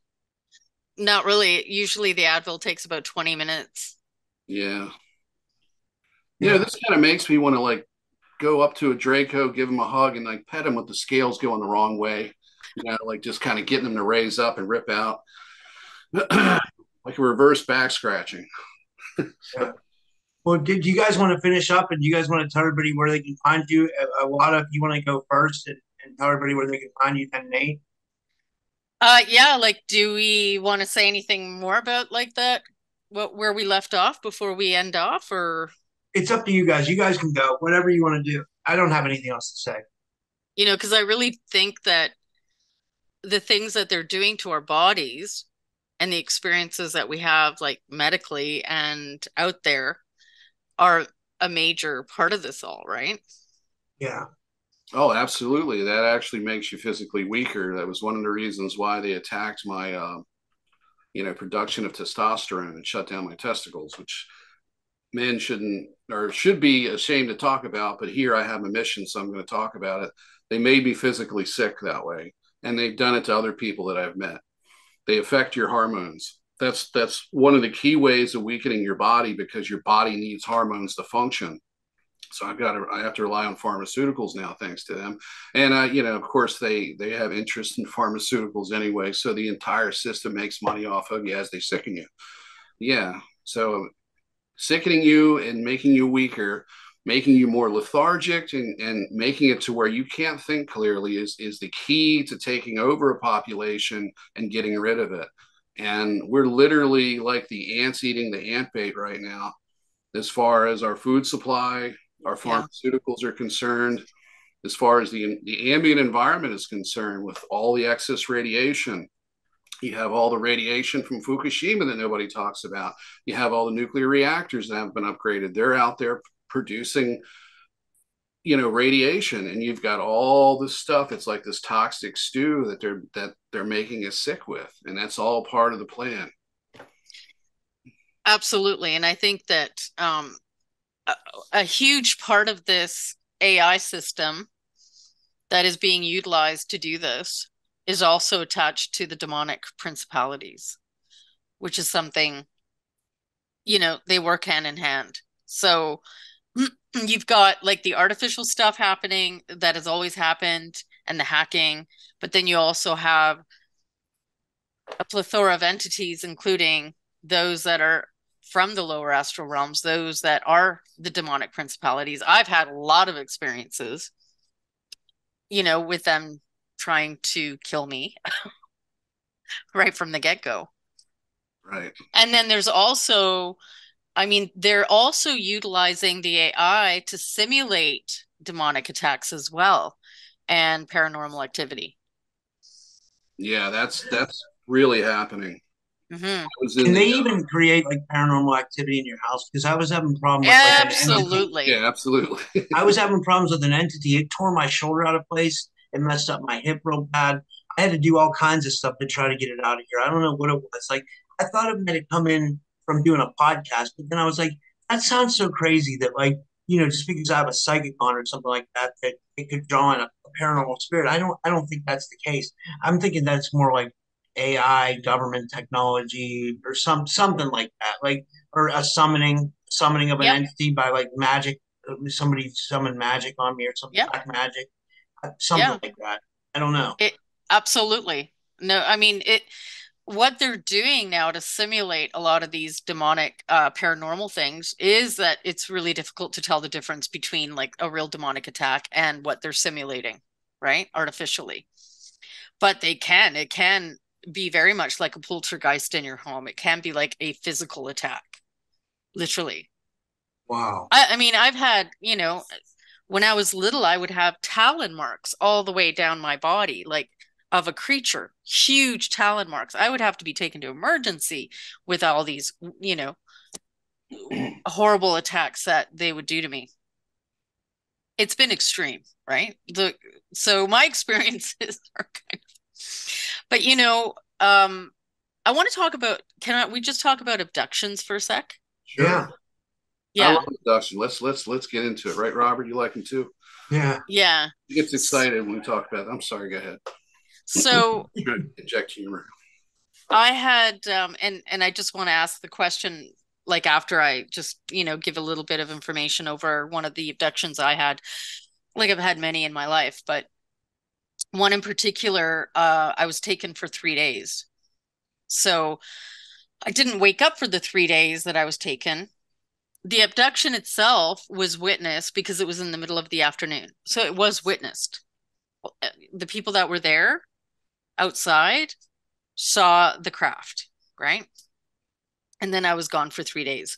And my best friend at the time, I was 13, she was knocked unconscious and they didn't take her. They just took me. But I was gone for 3 days.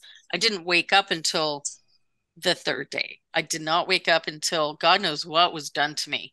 And, I always ask the question, okay, well, it's 3 days our time, but what is it really on their time when they take you wherever they're taking it?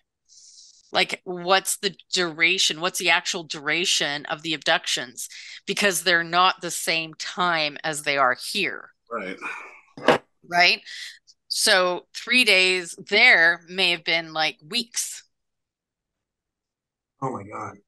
Yeah, that's the Right. same situation I had with my abduction when I was 6. There was no missing time, and I've talked about this before. They can manipulate time and I guess create a pocket or a loop Yep. and put you in it, and it can keep you for a period of time. And Did I you thought guys? I'm sorry. Go ahead, Nate. I was just saying, I thought that I was on my way home from the park, and I took one hell of a detour. So go ahead. Right. Robert? Did you guys ever hear that the researcher Paul Wallace? I've had him on my show. He talks about in Africa they have this tradition. They call it the Mami Wata tradition, like where these women get abducted off of beaches, and then they spend like years of their life in a breeding program in like an underground like facility, like, and they'll come back to their families, and their families don't want to believe them, but this is all like documented. Like Yeah. it's more than one woman speaking out about this, and it's like a tradition in Africa. Well, and you have to ask, right? And that's really fascinating. And the other thing, I know with my experience when I was young, and I'm just going to get a bit graphic, but they kept me hemorrhaging. So physiologically, my body was hemorrhaging nonstop, like nonstop. We're talking 24 hours a day for years. Okay. Until like finally I couldn't handle it anymore. I knew they were using the blood. I knew they were like, this was done to me artificially so that they could keep siphoning me. Right. And doing something to the blood, doing something to whatever the cycle was. Um, and, you know, eventually there was only one way out of this because it was killing me. Like, you can't do that. You can't have that happen to your body and not have it like cost you your life eventually, right? So, you know, pretty much you just have to have a hysterectomy. But then they discovered a massive tumor of unknown origin, which was huge. It was like the size of a cantaloupe, which couldn't be seen by any x-rays. And there's all these things, right? So a lot of the symptoms that we have here are as a result of what's being tweaked in our body and what they're doing. What's cloaked is what they're doing most of the time. It's like when I was, you know, taken for 3 days, 3 Earth days, God knows how long that is in their time. What did they do to me? I woke up at the very end and, you know, without any memory of what was done, but I was on a table, I was naked, and I was surrounded by the ugliest creatures. You know, I mean, I think they are similar to the grays, but they had gray pink skin. And I think that what we see as the grays is a suit, because when I was running through the ship, I ran into a closet with these suits hanging, but I didn't know they were suits until like I realized it. So I think many of these, you know, beings wear suits, but, you know, afterwards you get a plethora of things you've got to deal with in the 3D reality that have no rhyme or reason. You go get tests, you know, everything's out of whack, you know, you've got all this stuff, but they can't even find the source. It's like one medical X file after another. The other thing is too, I think often they will simulate an actual accident to cover up what they're doing. So they'll cause you to have an, you know, 3D accident, but in reality, something else has happened. Something else is going on. They may be doing a surgery on you, but in this reality, they'll cause you to have an accident, to do something to your spine, to do something to a different part of your body, right? So again, right, it's like that looping time thing. Yeah, you're absolutely right about that. I got a real short story. I want to try to keep it as short as possible. I bought a new mattress and I was cutting up a memory foam mattress using it was an electric carving knife. And those things are incredibly sharp and it can cut the living crap out of you. So my wife was holding it up, you know, vertically in the mattress. If you don't hold it completely, you know, vertical, you know, the weight and the sag is just it's going to go whatever way. So I'm halfway through cutting this thing and, you know, trying to cut it in half because I was going to use it, you know, for like a dog bed. And I had to stop about halfway through the cut because I couldn't trust myself anymore. I realized that something was trying to get me to put my hand in the blade. And I had felt that before. And I know that when I feel that, it's time to stop. If you're working with power tools and you have heat stroke, for example, stop. Don't continue to work. So I went ahead and I was looking for a regular knife to finish the job with. And I was grabbing utensils out of a container. It was up on the counter. And I wound up sticking my hand in the rear end of they're like salad tongs, but they have the spring inside it, and there's a lever that you lock it shut with.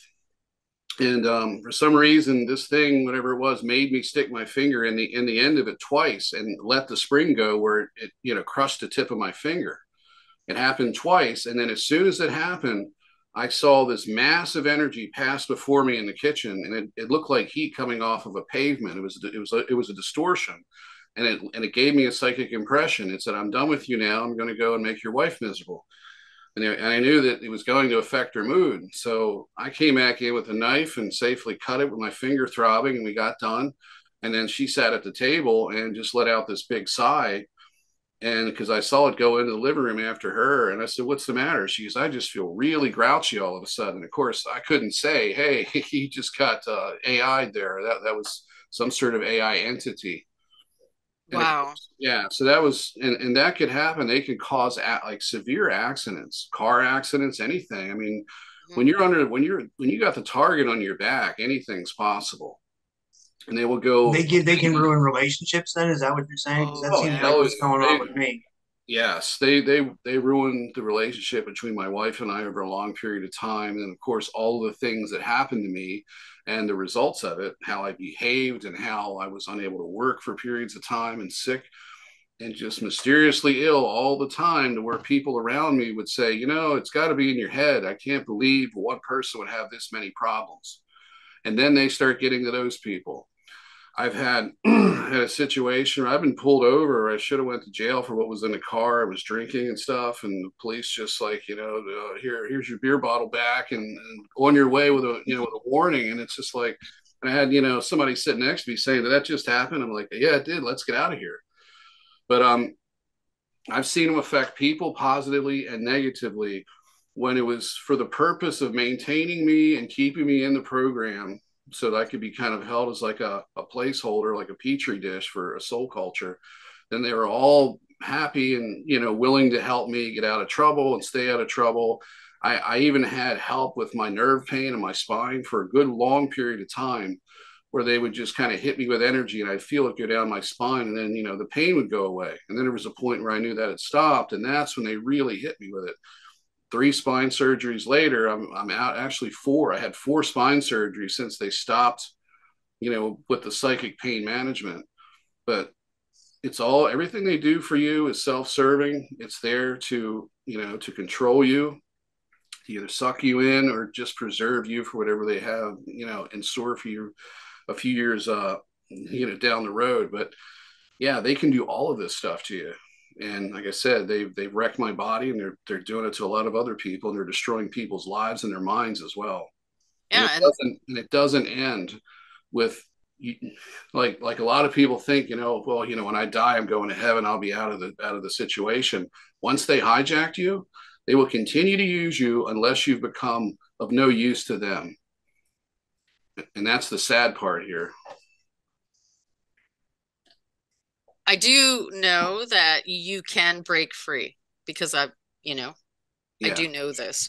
And you can claim through authority a place where they can't access anymore.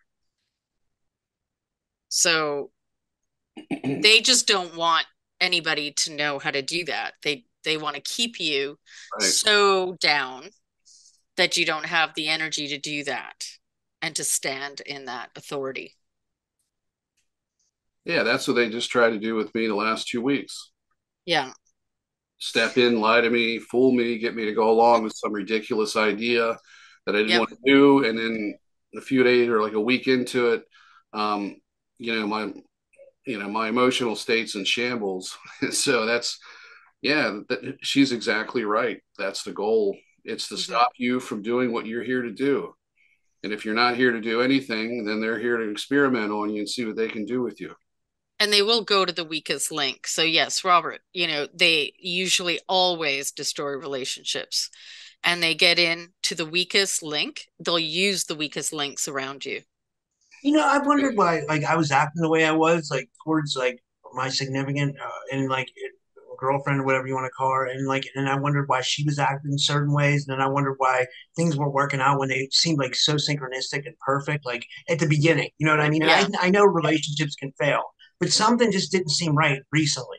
You know what I Yeah. mean? Something felt like things were, like, driving us away from each other. And, you know, we don't live together. So, you know, like, we don't, you know, like it's I feel like they have more of an opportunity to kind of pull us apart, you know. Yeah, like It's there's an invisible force there. You can't see it, you can feel it. yes, exactly. That's exactly it. That's Mm. exactly it. Yeah. And if I tell her this, she'll think, even though she's into the paranormal and stuff, she'll still think I'm crazy, you know. Yeah, and I think that you have to look at when they target you, you're in the projects, right? You are on their radar. It's not coincidence. You're not just somebody floating around in society. Like you're driven to do this kind of work because you're inside, but you have no memory of it. Oh, okay. Yeah, if you remember, I told you the same thing. And lately I felt bad about it because I'm thinking to myself, maybe I shouldn't have gone that far because then I could be used in such a way that I could be given out false information. But now that she's validated it, I feel a little more comfortable saying it. But yeah, you're like me in a lot of ways, Robert, because I didn't realize that any of this was going on with me for a very long time. And even when the contact started, because it was one way for a long time since I was a child. But once the two-way stuff happened, and that was under the Ibis program, which was the Joy of Satan virtual temple complex, when they initiated two-way contact with me and maintained a correspondence on a daily basis. Yeah, I had no idea even then that I was an abductee, and I had no idea that I was in any of these programs because I didn't know what those programs were. So yeah, that's why this is happening to you, and you're being a thorn in their side. And I just wanted to ask you, how long ago was it that things really started to to act up to where it was really becoming a problem in your life, a nuisance or a threat? I don't know. I mean, ever since I started doing more shows, like, you know, Did it have anything to do with me? Because I'd hate to say, because I really I don't mean, I think can't it really put did, it. but I'm sorry if it I did. can't really pin the tail on the donkey. I don't know. You know what I mean? Like, 'cause I can't even. I don't even know what's going on in my own life. It's hard for me to make heads or tails of what's going on. I don't know if they're really interfering with me and Nikki. I don't know if I really have a demon in my room. I don't know what's going on. It's so hard to tell. But I think that's what's going on. You know what I mean? Or, I mean, Right. I don't know.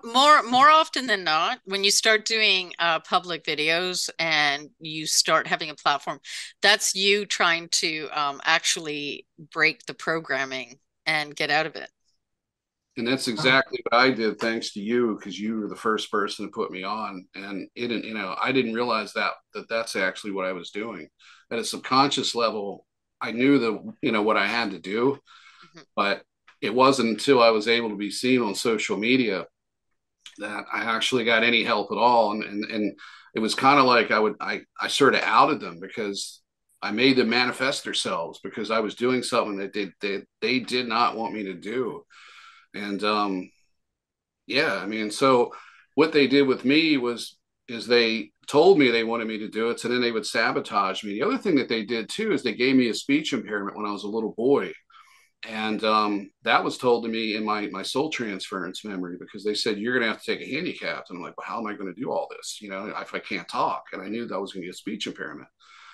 So, and that was a way of keeping my mouth shut so that I wouldn't actually go far enough to do this. And it took a lot of courage to go and do videos, and they would mess with me and affect my cognitive abilities. I couldn't formulate sentences or full concepts because I was scatterbrained. The hormones had a role in that too. But also, I mean, just yesterday I had a speech impairment that actually wore off because I wasn't able to flush it out of myself. And yeah, so they use all sorts of tactics on you. The idea is to keep you from going public, and that actually helps you, force your way through the programming. It helps you get help, and it also forces them to manifest themselves, which also helps to break the programming too. And I that's got a question. Is tiredness and depression Oh, a sure. big yes. sign of it? Because I've been sleeping a lot lately, and I'm very depressed. And I'm like, you see me do a lot of shows. I put out a lot of content. That's basically the only time I'm pulling myself together. Any other time, I'm basically like lazy Larry, whatever you want to What's call your life That's like? that's them. And they'll give you like, depending. it. And I wasn't like There's that. Can I just tell you this? I'm sorry. Like when I was like, I'm 43 now. When I was 38, I was working out actively. I was in like the best shape of my life. And I know things can happen with age, but I don't think I age that bad. Like I'm not like, no, I no, but don't, when did you start doing the videos? 2020, Right? when I was And 40, when I was 40. right, there you go. Right? Yeah, well, now you just pinpointed. That's when the shit happens. Yeah. As soon as you Yeah. started breaking the programming by doing this podcast, which is where it's all leading at, yeah, just like me. And I guess you're strong enough. Obviously, you are because you put me on, and other people won't because they're able to be affected by these entities and this AI system. So you're kind of in the situation I am. It's ironic that I had to use you to get help because you're the only one who put me on, but at the same time, you're doing the same thing as I am. I didn't look at it from that perspective until now. But yeah, you're actually doing the same thing that I was doing. So this is your way out of this. Right. That's why you're so driven to do it. It isn't about money. And another one of the trappings is when you go mainstream and you're willing to just do the softball interviews and not touch these subjects, and all the gatekeepers open wide and there's no shadow banning. And then the money pours in. People start sending you money, donations, ad revenue, merchandise. It's all part of the trappings. That's what they tried to use on me when I talked to the Draco negotiator before I got rid of the cords. He's like, we can make you well off. He said, you've got mold in your house. There's repairs that need to be done. Things are leaking. Yeah. Got all these problems, but we can make it all go away. When he was telling me this, I was in a cardiologist office, and it was the first doctor that actually treated me like a patient in a while. And I'm thinking, oh, that went good. And he says, yes, it did go good. And if you work for us, it can continue to go good for you. And that's what he said. And so. Yeah, but I haven't had anything like that happen to me yet. I'm still living on Skid Row, basically. I'm just kidding. Well, don't sell out. I think that I could say I'm shadow banned as well, that they're, have been making a concerted effort to try and make sure that I get hidden. So now it's going all there it is. And I think all of us here we're not selling out, right? And good, right? Well, here's what I say. I try to present every opinion on my show. That. I'm sorry. That was yeah, that was a big thing. I try to present. I try to be like Art Bell. I want to have everybody on my show. Yeah. I don't want to discriminate. You know what I mean? Right. I feel like the moment I start discriminating, I'm leaving out a big piece of the puzzle. Whatever. I think that's good. And that's the key to your awakening, is hearing these stories and meeting people like us, because it'll help you break free from this crap. And then, of course, it doesn't get easier after that. It gets more difficult because the attacks ramp up, the psychological warfare ramps up, the physical problems can get worse unless you have the ability to defend yourself, and that's a lot of work. And what they did to me, they created a diversion of meditation by having me meditate and then going nowhere while the people around me that I was talking to were having great results. And it left me with an aversion, and they use that against me to this day. And it's the reason why I had to deal with all the crap in the past week and a half to 2 weeks, is because I let them in and I took things for granted. And of course they're always there. It's like the Vacation movie when, what's it? I think it's the Vegas Vacation movie where they're in I think it's the Hoover Dam, and it starts to leak, so Clark starts taking, chewing gum, and he's like trying to plug the hole, and it's like a little spurt of water comes out. Well, it's like you're trying to hold off a river, with a dam made out of mud. And it's just, it's incredibly difficult to do it. They're hitting you from all sides, and it's a lot of pressure. And do you know one of the things that I found? No, please. Well, I used to get visited all the time. And I'm talking, oh my God, like the beings that kept coming. It was crazy. And I got fed up because I got fed up with their lies. I got fed up with their truth mixed in with lies and all this manipulation and ulterior agendas that they're hiding. And they're, masquerading in false light and all this garbage. And it didn't seem to matter who was coming in. There was always some ulterior motive. Right. An agenda. And I just finally got fed up, and I learned how to keep them all out by law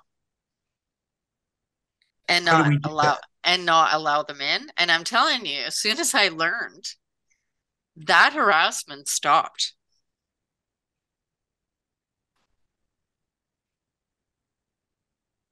Yeah. Big one.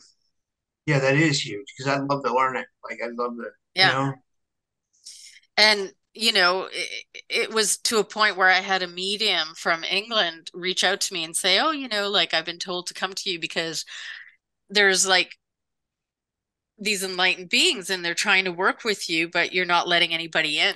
Oh yeah, that's a good one. And I was like, well, it's working. That's my proof of my pudding. And they were trying to use her to get to me under the guise of, oh, these ones are like, they're benevolent. They're like your guard. I'm like, no, no, I'm done. Like, this is my path. It's my verse. And that's it. It's my law. Right. They've also done that same thing to me. They'll send people in. And sometimes you get people that you find are actually sent in, through the positive side to help.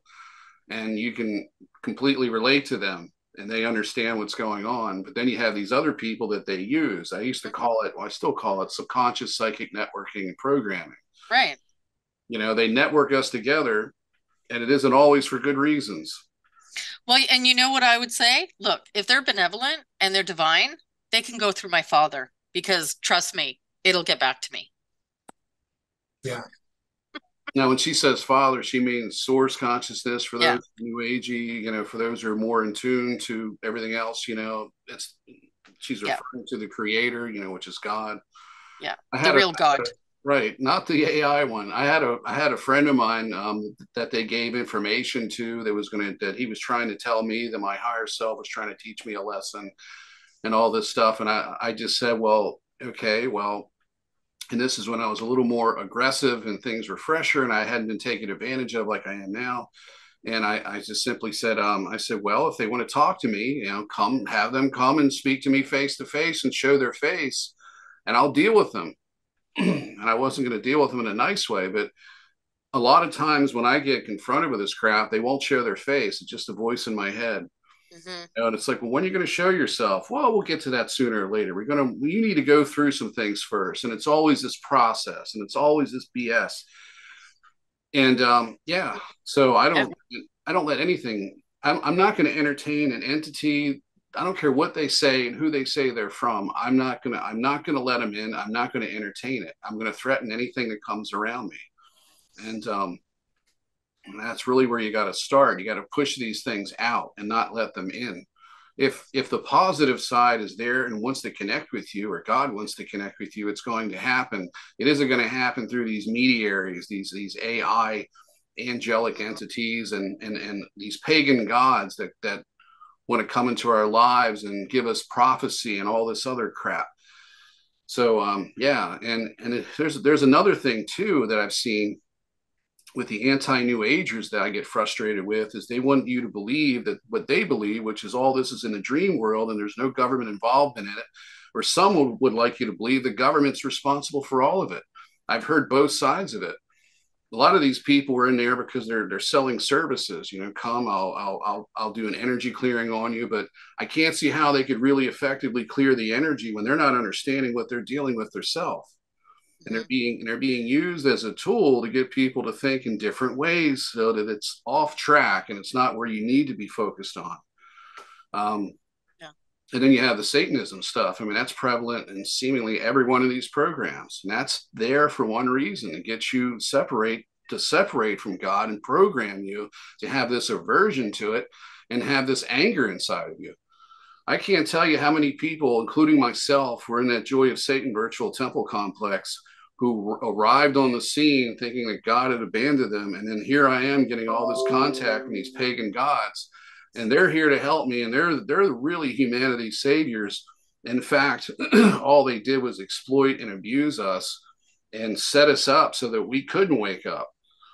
And the problem with that group is that everybody that I've tried to look up in the past who I knew, or the ones I maintained contact with, they were either too afraid to go public, or they didn't want to contact or have any contact with me at all because they thought if they did, it would start the negative experiences again. Some of this involved astral rape, even going as far as pedophilic child abuse with their children. And this is what the military is involved with. This is what these negative ETs are involved with: pedophilia, rape, all sorts of violations. They'll violate you in any way they possibly can, and because they feed off of it.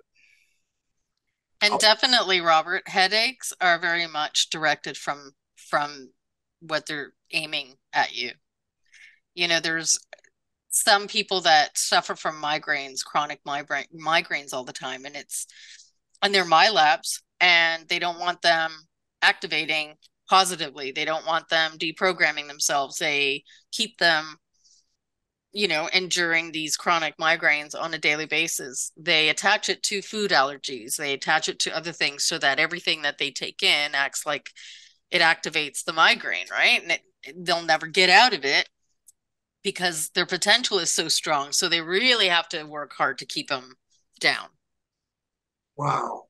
Yeah, I have a food allergy, and I've also had severe allergies, environmental allergies, and sinus allergies. And when I had it, it was rare because there wasn't a lot of, genetic, actually, there wasn't any, GMO in our food supply at that point. This was the 70s and 80s. And I would be the only kid with two handkerchiefs stuffed in both pockets, and both pockets would be wet, and my pants would be wet all day, and I was constantly blowing my nose. It was like, and everybody would look at me like, why are you so sick all the time? And I suffered all the time. I had fatigue as a child. I was constantly sick. I had just one thing after another. And when you can't breathe, you can't sleep. And I have, memories of, getting nose drops and like crying and like fussing and stuff because I couldn't breathe. I mean, they hit you as hard as they possibly can. If you're marked, they're going to come after you, and they're going to keep hammering you and hammering you and hammering you until you decide I'm gonna kill myself. And that, for a lot of people, that's one of the things that they like to force you to do if they want to get rid of you. In the Joy of Satan, what they did was everybody that I knew that was in some kind of communication or friendship with, we were all suicidal. It was constant. It was this constant desire to kill yourself because they're telling you that you belong someplace else, that you have ET family members. They give you emotional memory, past life, like a form of, it's basically, emotional torture, except you don't have any memories associated with it. You just have an emotional memory. And you feel so torn and so out of place. And another thing too, there was that article in the Toronto Sun from 2012 and 2015. There's actually three of them, and it has these three victims. Two were women. They committed suicide. Well, they actually took an overdose of pills. The third person was supposed to be there to make sure that the overdose went right. He wound up actually slicing their throats and then couldn't commit suicide himself. He was put into a scenario because when I looked at all the things that he said in court, which is, from three different articles, so there wasn't a lot, but I could tell that what he said in court was based in the same mind control scenario that I and other people were put through. It's just that he and the other two took it more seriously than us and couldn't fight back. And that's what happened. Even to this day, if I try to post that article, that link to that article, any of the three on YouTube, the AI immediately removes it because it's a government program. Anybody that thinks that extraterrestrials that are masquerading as like Enki or any of these other, the 72 Watchers, that they can maintain a long-standing social media cult for over 20 years and not have a single bit of government influence on it or have anything to do with the government is crazy. You're drinking Kool-Aid, man. You're absolutely not in reality. The government is involved with that program. They're in bed with big tech. DHS gets information, and they get information from the intelligence agencies, and it's compartmentalized, and then they put you on a list. So anything that you post, I mean, half the time, or now it's about 80% of the posts that I make in YouTube under other people's videos, regardless of what it is, the AI instantly takes it down, especially if I bring up Ibis or the Joy of Satan. There's an active AI cover-up in big tech with this, and it's being ordered by the Department of Homeland Security. Anyway, that's it with that. So, have you guys ever had the experience of, especially with Project Ibis? Because I find what they'll do is that they'll actually send you that bird, and it'll be like strange because it's not like you only see it for a minute. It's some kind of, I don't even know. It's like it feels artificially done where it'll come really close to you and it'll stay there for days. Yeah, I haven't had that happen to me. I Yeah. did have I had screen animals. I had a seagull that I was scared to death of, and I think it may have been, because I was abducted by these grays, but they were white. Their faces were white, but you mentioned that they may have suits. Well, these look like suits. In fact, they look like they were wearing masks. Mm-hmm. So that actually resonated with me. And I know the one was wearing a mask because it actually was. I could see it. It had like this fringe around the eye. It was a big almond shaped eye, but it had like like a stitching around it to where, like a luchador wrestling mask, for example. Or the rest of them, once I got a chance to see more from the fragmented, memories that came up, I could see that they had this robotic look to them. They didn't look like a real living entity. And I just wanted to mention one of the things that I remembered. I just had a memory fragment a couple weeks ago. I was laying on a table being rolled down through a hallway, and some of the hallways are white sands. They have like a framework above your head up into the ceiling where they hang, where there's sprinklers or wiring or whatever they got. Air duct systems are up there, like you'd see in a shopping mall.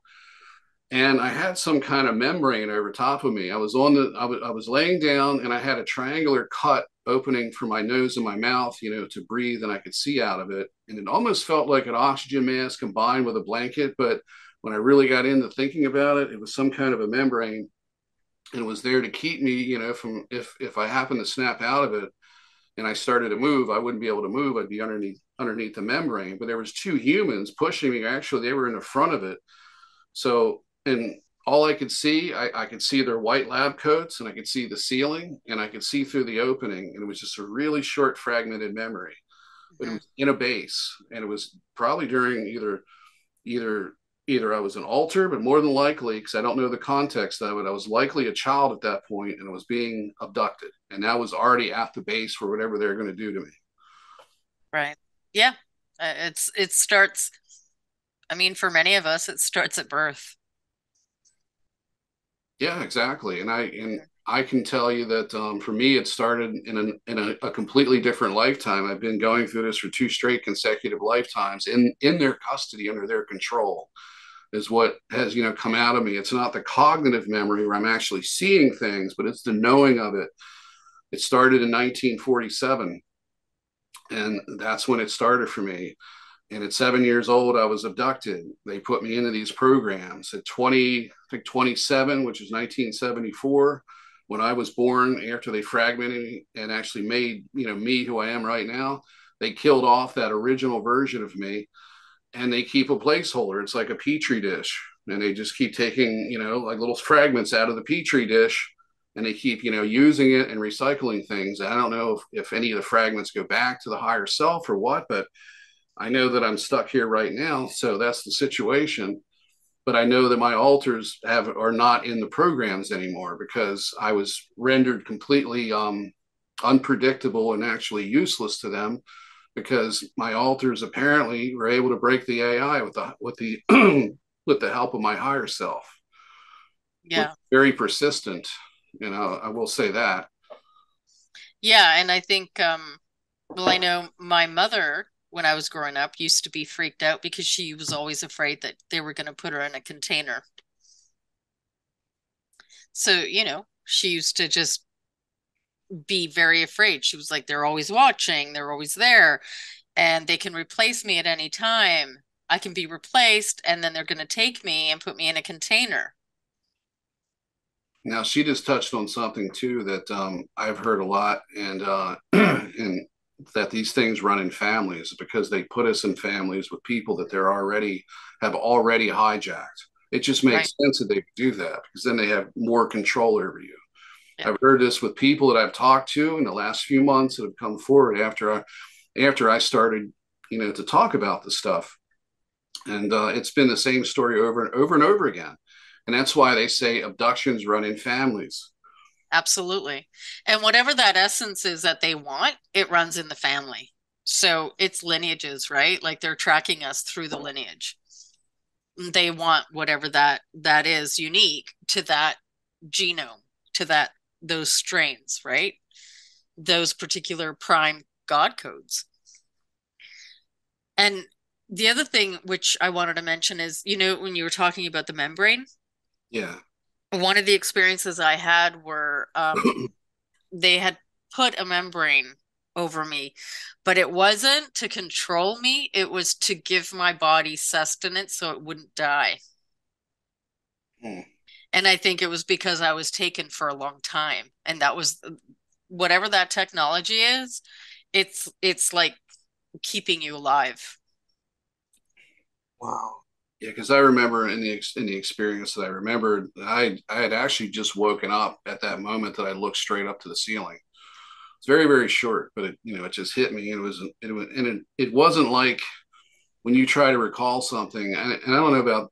I'm assuming it's just like with you, Lauda. When you remember something, isn't it always in like 2020 crystal clear vision that first time, and then after that it starts to get a little fuzzy, and then it starts to look like your other memories from the rest of your life that are normal. Right. Okay, It's actually more clear than this. Like, right, exactly. You're totally tuned in. I mean, it's just, that's the thing I had. I have a memory of Egypt that's like that. It's perfectly, I mean, I could count the fronds on a palm tree that was arched above a pathway that was actually in front of the pyramid that I was standing in front of. And yeah, it was always in perfect 2020 vision. And then it just kind of fades a bit over time. And that's the way it was with the soul implant or the soul transference memory. I would have flashbacks. At first, I was in a room of like a white haze. I thought it was heaven, and I just remembered it. And then I started to have these consecutive flashbacks. They were in the order that it happened, and every one of those was it was completely controlled because they were controlling it. These weren't organic memory recall where you do it yourself, your higher self does it. That was altered. But there were times when I had very, very, very clear memories that would actually show up. But since I've gotten rid of these cords, everything has been completely clear. It's very, very weird how that works. And it's also weird how you start remembering things in phases. You'll have an inner knowing of something, and this is another thing I wanted to ask you about, Laura. Have you experienced this too, where you have an inner knowing of something, then sometimes after that, the next phase is like an emotional memory of it, where it now has meaning in your life and it's very important.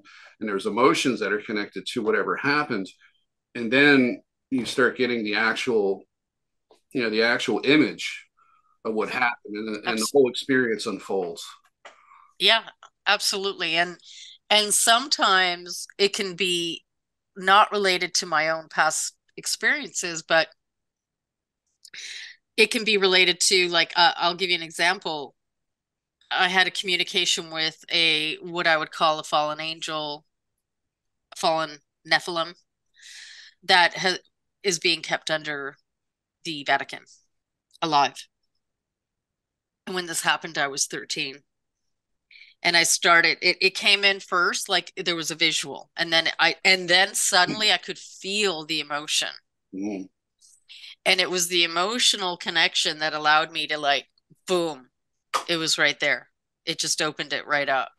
And then there was telepathy. So there was telepathic communication going on between the two of us. But I was given the pictures, I was given everything very clear. So it's not always the past, it's not always, but sometimes it is an actual connection, right?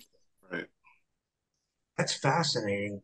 So, did this entity have control of you? Like this entity that? Nephilim? Yeah, the Nephilim. This It was like, yeah, this fallen angelic Nephilim is the way I can describe it. He didn't have control over me, but I felt a familiarity, and the telepathy was so strong that I was able to see through his eyes. Whatever he did had me see where they had him. I was able to see his, like, prison underneath the Vatican. He's being kept underneath the Vatican, deep down. It's all mountainous. So it's all like mountainous walls that have been made into, like, huge areas where, they keep a lot of types of entities, a lot of beings that are still alive. It's like this weird, I don't know, I don't want to say circus or anything, but they're alive. These different beings are alive in there. These different creatures are alive in there. But they had a type of frequency fence that he couldn't get out of. So it wasn't like metal fence to keep him in. It was all like really high frequency stuff that he just can't penetrate. And he began to tell me what happened, and when he was abducted or taken down, and it was in the 1300s. And the Vatican, I guess at that point, they were using the Templars and all of these like kind of armies to collect and hunt fallen angelics and all this stuff. Like a lot of the history of these Templars and all of these ancient orders were actually hunting this stuff. That was like they wanted to find these living, giants, these living, angelics. And their order was actually doing that. And this one was alive. He said 3 of them were alive down there. I only connected to him. But he said there were 2 others there and that they'd been there basically since then. Now, where does this technology coming from that they're using all this time? Is that from the negative extraterrestrials? Yep. It have to be. Yep. Because they were working out all these deals. That's why I'm saying, yep. Ibis has been going on for a lot longer than 1972, which was the Michael Prince testimony. Whatever he was involved in, that's when they told him it started. But this has been going for a long time, and it goes all the way back, to Atlantis and beyond that. If it goes back to the beginning of the human program, you can name it whatever you want. That's all it is. all it is just a name change. Yeah. And I got a flash on the screen, so that's a confirmation from the Draco. Here's what we're gonna have to do. We've been going about 2.5 hours. I don't know. I may have to split this up into 2 episodes or something. I mean, we're maybe going to have to do a part 2. We'll have to have you guys back because this was so interesting. Like, yeah, so we should just say good night for now because it's been 2.5 hours, eh? Yeah, nobody has that attention span anymore. Maybe years ago before the chemicals, but now it's got to be quick. Just on that note of Michael Prince. So he was imprisoned and all that stuff. He's not allowed to communicate publicly anymore. I think they effectively sabotaged him enough to be out of the picture. Yeah. I think he had too much information. Not that everything I think he was a black-white square pawn, right? Right. Anybody that goes out and actually has photographs of a base and doesn't wind up dead or immediately shut down, or, just like I was talking about, I didn't have anything close to that when I tried to go public all these years, but they kept me out and away from anybody who would listen to me. If he's getting that, if he's getting that level of receptivity from the community and nobody's challenging it like they do with me, then it's obvious they wanted him to talk. So they're going to augment what he's got to say. They're going to implant things that aren't correct. And one of the things that I was concerned about with just talking about Project Ibis is the fact that it's already been talked about. So now it's basically, if you don't match what he said, then you're making it up, and it has no validity to it. And I think that's part of this, because if you got something this big that involves spirituality, involves a new age movement, involves all the occult belief systems and the manipulation of them by the Draco and by the US military and other military entities in this cabal structure, then it makes sense to put out something and allow somebody to talk about something in a controlled way. Therefore, down the road, if somebody else breaks free and starts talking about it, now you've got a way to explain it away. Right. What do you think, Lauda? And I do think that Project Ibis is a psychic interface system as well, right? It's an invasion on a psychic level, artificial psychic interface. Absolutely. So, yeah, I think...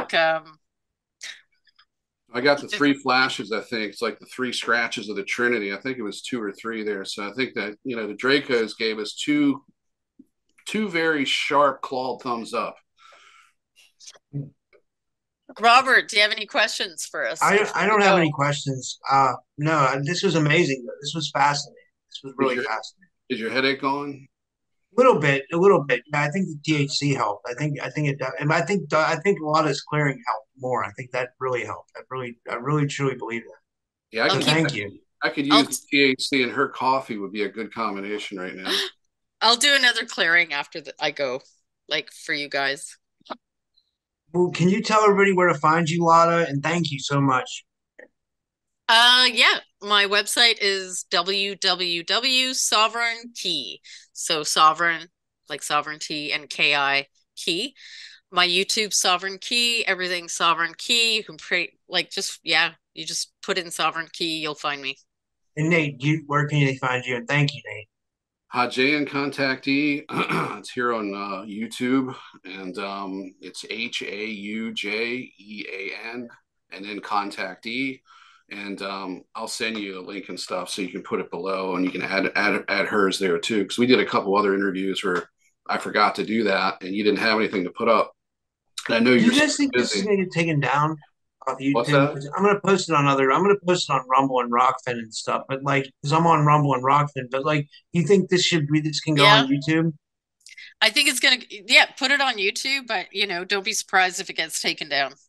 Yeah, I don't know if it will or not, but I mean, I've been saying this stuff more or less. They just shadow ban you, but Mm, yeah, I don't know. I mean, we didn't say anything provocative. We didn't talk about anybody specifically. We didn't get yeah. into the stabs and all that stuff. Very very little. It just hinted around about it. So I think we're probably okay. Okay. But I would look out for some of the things that happened when I did the first two interviews with you, Robert, where they would remove a third of the likes and take a third of the views away.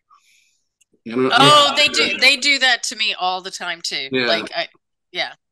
And then you tell people, oh no, those were that has nothing to do with that. You're not It being happens to my those friend are Miles too. Miles told me about that too. He said it happened on his video too. I was wondering like why that happens. Like, there's nothing I can do. You know what I mean? it's They nothing. just like I can't complain to them because like they won't even respond. You know what I No. mean? Because I used to have a YouTube channel before my first one, and like it was on something completely different. And like I remember they did the same thing. I was doing a page on MMA, which is like UFC, like yeah, Mhm. combat sports. You know what I mean? Hmm. And Hmm. like it was just like the same thing. Like it was just like they even shot. They do weird stuff with that kind of content. Believe it or Oh, not, too. so wait a minute. So what you're saying is you had a completely unrelated channel and they were doing it to you then, right? They were doing something weird. Yeah, like they would mess Okay. with the views, and they would like Guess like what? they. I don't know why. Like I know why. YouTube. Like or no, go Look, ahead. Sorry. I no, I've been shadow banned from the start, even beforehand. It has nothing to do with anything you say. I mean, for some people it does. They go fishing for people, and one of the biggest ways to get people was the QAnon movement. They really went after those people with directed energy attacks, false arrest, and all these other things. Okay, so that's when they use mostly the conventional NSA technology, the conventional crime networks within the police departments and the government FBI and CIA. But when you get into this situation, like we said to you earlier, you're in these programs and you just don't remember it. They know who you are. So YouTube or any of these big tech platforms, they don't ask why the government wants so and so to be shadow banned. They just put you on a list and you're in a category of people of concern. There's a gnat in here. So you're somebody of concern, and that's where you go. So they don't have to define what it is. They don't have to say, well, Yeah. Rob is this or that. So yeah, they knew you were going to do this. They started to shadow ban you before you even started talking about it. And it's all in an effort to discourage you from waking up and being a contributor to other people's awakening. That's all it is. You were marked from the start. You And Wow. just these proved it. MMA does not get shadow banned. Go ahead. I'm no. sorry. Well, and these platforms, the same as, Facebook are What was that? I can't say it. Oh, They okay. they're I can't read lips. hang on, wait. Are you doing that or are they doing that? No, she's doing it because she can't say Oh, it because then we'll get taken down. Yeah. oh, you can't say that word. I'm gonna have to use that in my next. No, because like they will take it down then. All right. Well, we'll finish up for tonight before we do say stuff that does get taken down. That's what so this is. That's what these platforms are. Yeah, well, okay? That's exactly. And they're like, it's a part of an agenda to basically collect soul algorithms from everyone that is on their list. Wow. I would suspect all three of us are on the list. Do you want me to, Lauda, do you want me to send, or one of you guys, either one, do you guys want me to send you a copy of this? I found out how to use transfer. Yes. And I can put it on your page. It's like, I don't have a problem ever using anybody. As long as you do a podcast with me, I don't mind them using my content. But then I have people taking some of my other interviews, and I don't even know these people. I didn't do a show with them, and they're taking my whole interview and putting it on their page. I'm like, that's my art. That's my art. Like it's like if someone painted a picture and you just took it off the wall. But like with you guys, it's different because you contributed to this podcast and we did it together. So I don't mind using it. But I just think it's wrong that people are doing that. They're taking totally right. It's crazy. But I digress. And then I turn around and I contact him and say, "Hey, you want to talk to me?" No, we don't want to talk to you. Robert's other interviews out. I would love a copy, yes. And then I can put it on my YouTube. And Rumble and the other ones. Yeah, the other shadow banned ones that are not supposed to be. But what I wanted to say is that, with you and with anybody I do an interview with, if they let me use the interview, I always do a nice intro, to let everybody know that this is where you need to go to watch more content. Yeah.